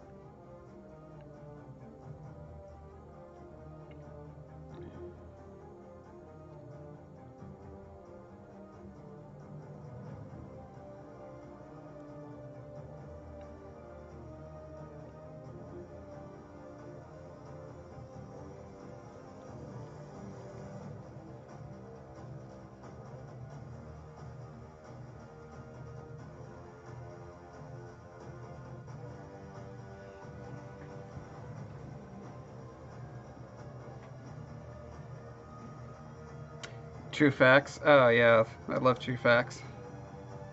I don't remember the pangolin one, but I've probably seen it. I think the true facts everyone has seen is the naked mole rat one. That's probably the funniest.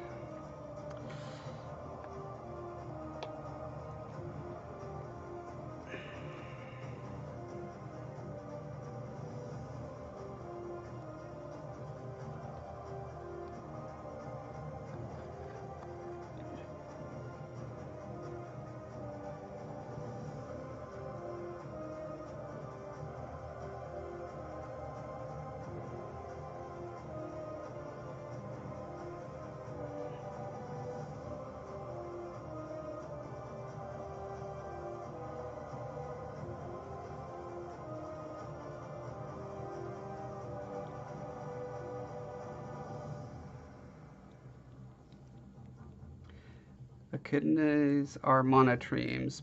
Pangolins are proper mammals. Okay, good to know.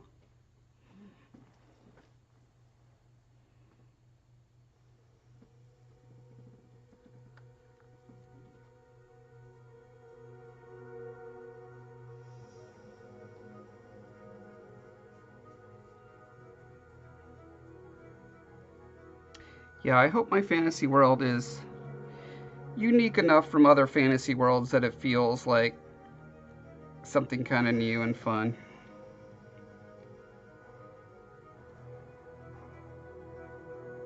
One of the things that does make the the stories and the world building that we do somewhat unique. I don't see a lot of people doing this in the fantasy realm. Is that I we're trying to make everything scientifically plausible. So there's not actually magic in the world, but there is technology that is perceived as magic because they're like relics from when humans crashed on Telefar. Um, And yeah, so I like sort of translating a lot of the tropes from fantasy and trying to figure out how to make them, you know, well, scientifically plausible. So these guys are kind of fulfilling the dwarf archetype or trope, um, but biologically make a lot more sense because a sentient species that digs underground all the time, being shaped like a human is not very good for that. Even a short human, because of the way our spines are and everything. So I thought if we're gonna have dwarves slash gnomes, whatever, in that sort of family, what kind of biology would actually make sense for that species? And that's what led me into looking into, you know, more, animals that really do dig. And I did not want a society of people that look like naked mole rats. Plus, Guild Wars 2 already did that. And since I worked on Guild Wars 2, I'd rather not have a bunch of stuff that feels like Guild Wars 2.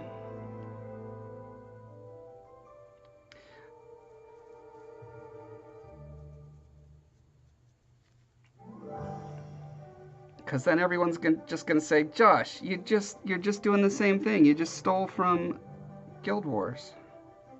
Even though I was working on this before I started at ArenaNet. Actually, I have these polar species that are reminiscent of polar bears. Granted, they are like centaur polar bears that can breathe fire, but nevertheless, they're polar bearish people. And I had them riding around on ice, like castles of ice, floating on the ocean. And then I started at ArenaNet, and the art director invented, without talking to me, of course, just came up with this idea of polar bear people who ride around on giant ships made of icebergs. I was very annoyed by that. Granted, they are very cool. I like the Coden. But now I know that people are going to assume that I took the idea from Guild Wars. It's like, well, whatever. It's not like there's any ideas that are completely, wholly unique that no one has ever heard of before, so it's fine.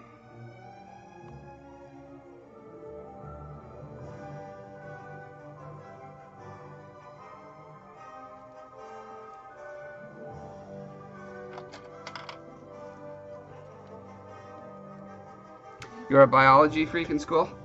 Oh, that's cool. Yeah, I've studied a lot of it, and because I'm trying to make this world the way I'm trying to make it. So by necessity, I've been studying a lot of it. I also study a lot of geology and marine biology, and et cetera, et cetera.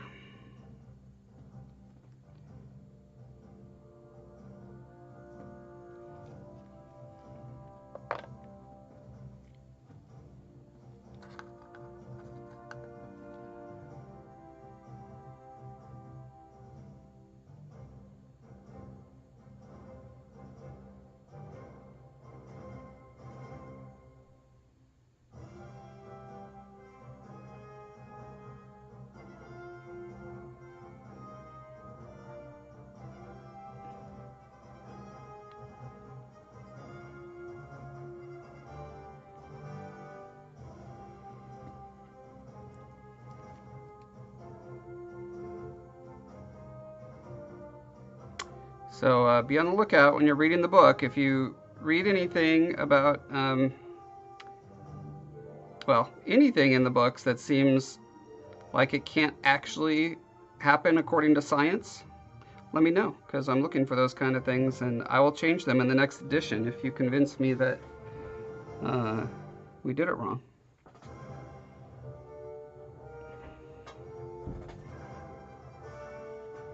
Badger people, yeah.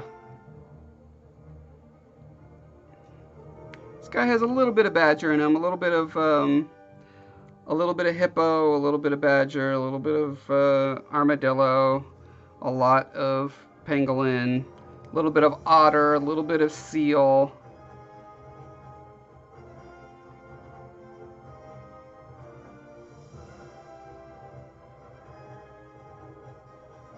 My reference board for the creatures that I develop always have a very wide range of inspiration sources.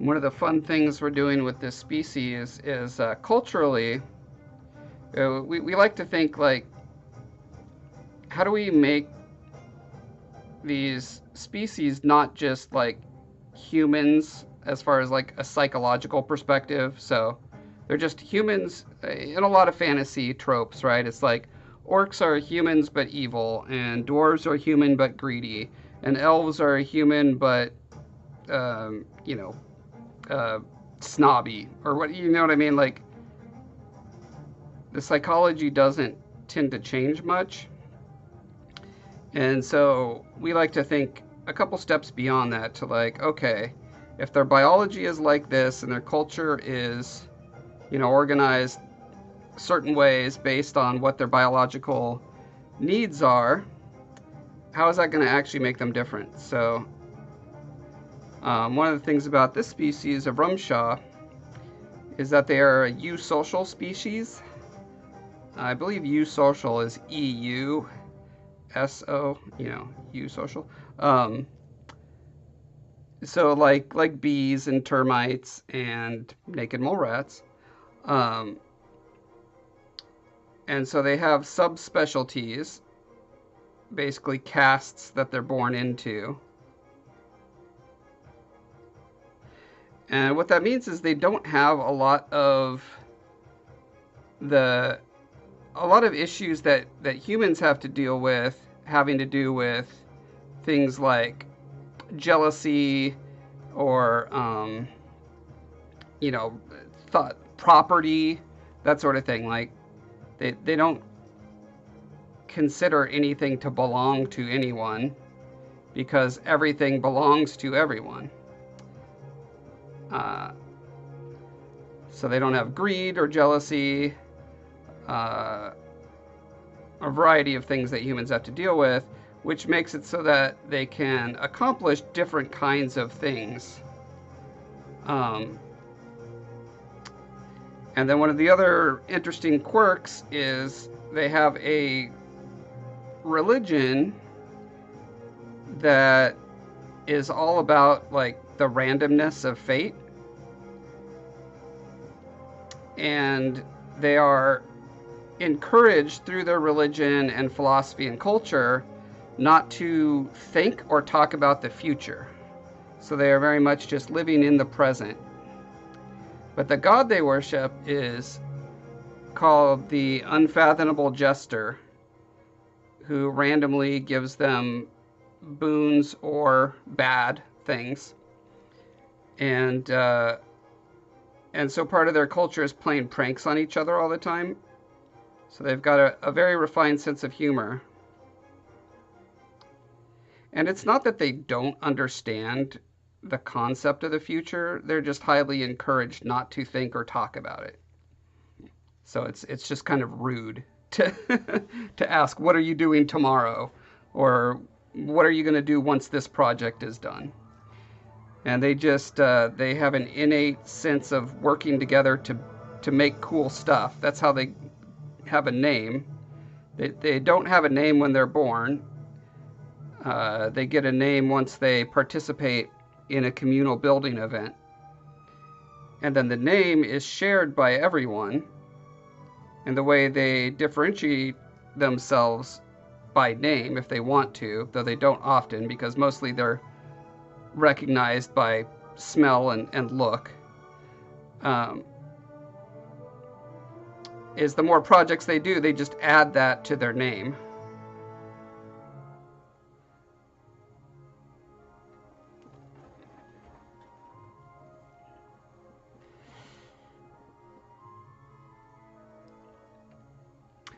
No, I don't think the sunlight causes them to be grumpy, although that's an interesting idea. I could imagine that might be the case for some of the casts, like maybe the workers, but you know, they've evolved several different casts that fulfill several different roles.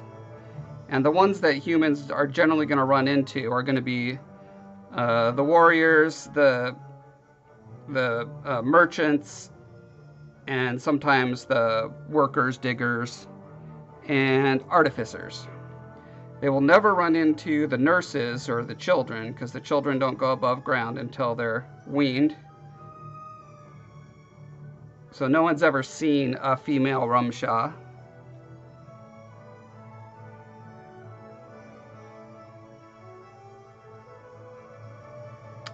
There are two things that Rumsha don't joke about.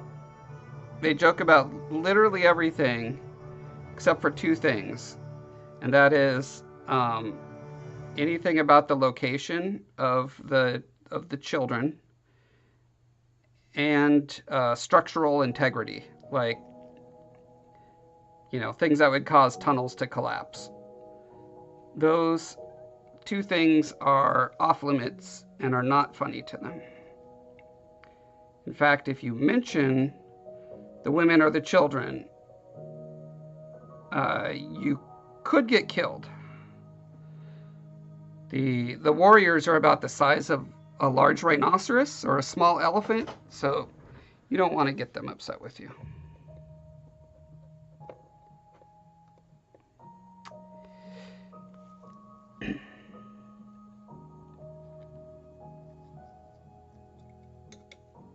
Vocabulary doesn't make you intelligent. Nothing about sesquipedalian, garrulous nature necessarily indicates intelligence. Just means that, like me, you were raised by a mom who was a sesquipedalian herself, who grew up as such a nerd that she had no friends, and she spent all her time reading the dictionary and the encyclopedia. This is in her own words. I'm not slighting her by this. This is her origin story that she has told.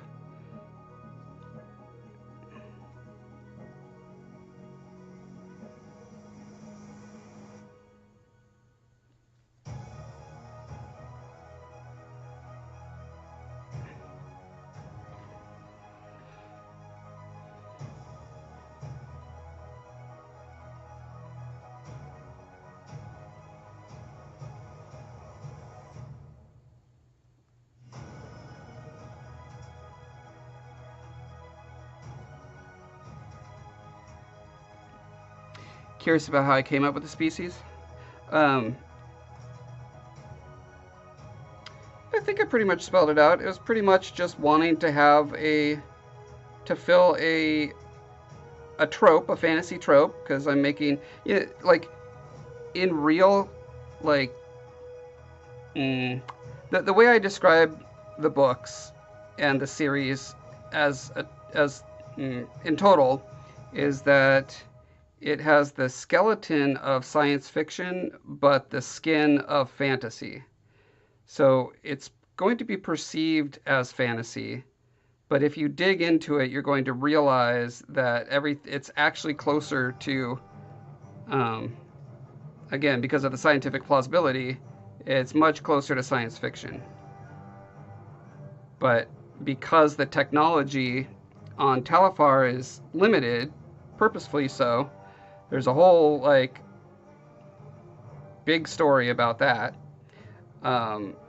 Basically, no one can develop electricity, internal combustion. What's the other thing? I'm still on the fence about steam power. And essentially, there is a species on the planet that makes sure that no one ever develops past a certain point.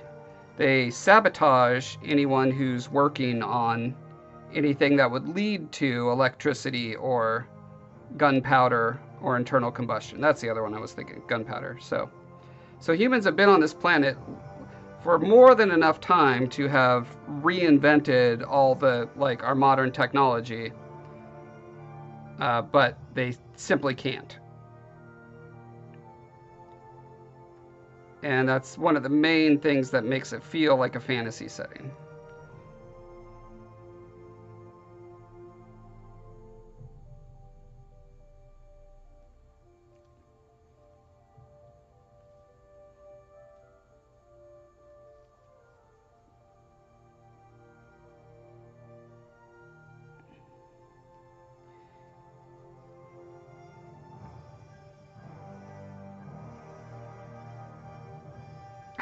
Your own maternal unit is similarly wordful.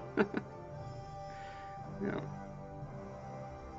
It's sometimes frustrating because I know that a lot of people perceive the use of big words as like a flex, like you're trying to impress people by using big words, but honestly, it's much harder for me not to use big words. I just have to think a lot harder about how to express the same idea in more smaller words. So my natural state is to use the big words, and then people think that I'm being all uppity. So it is what it is.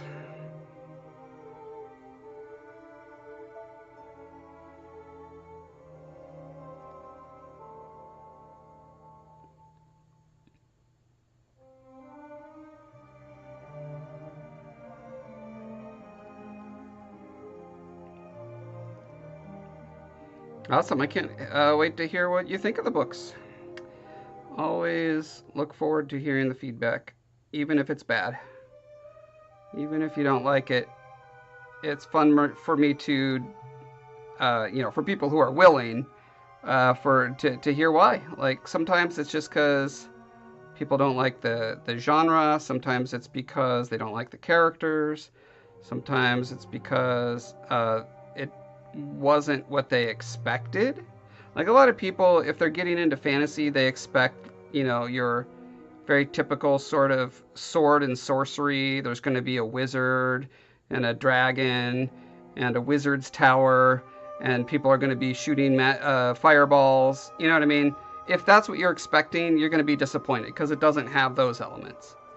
But what it does have, I think, is a lot more unique, which to me makes it interesting. Not better, just different and interesting. Okay.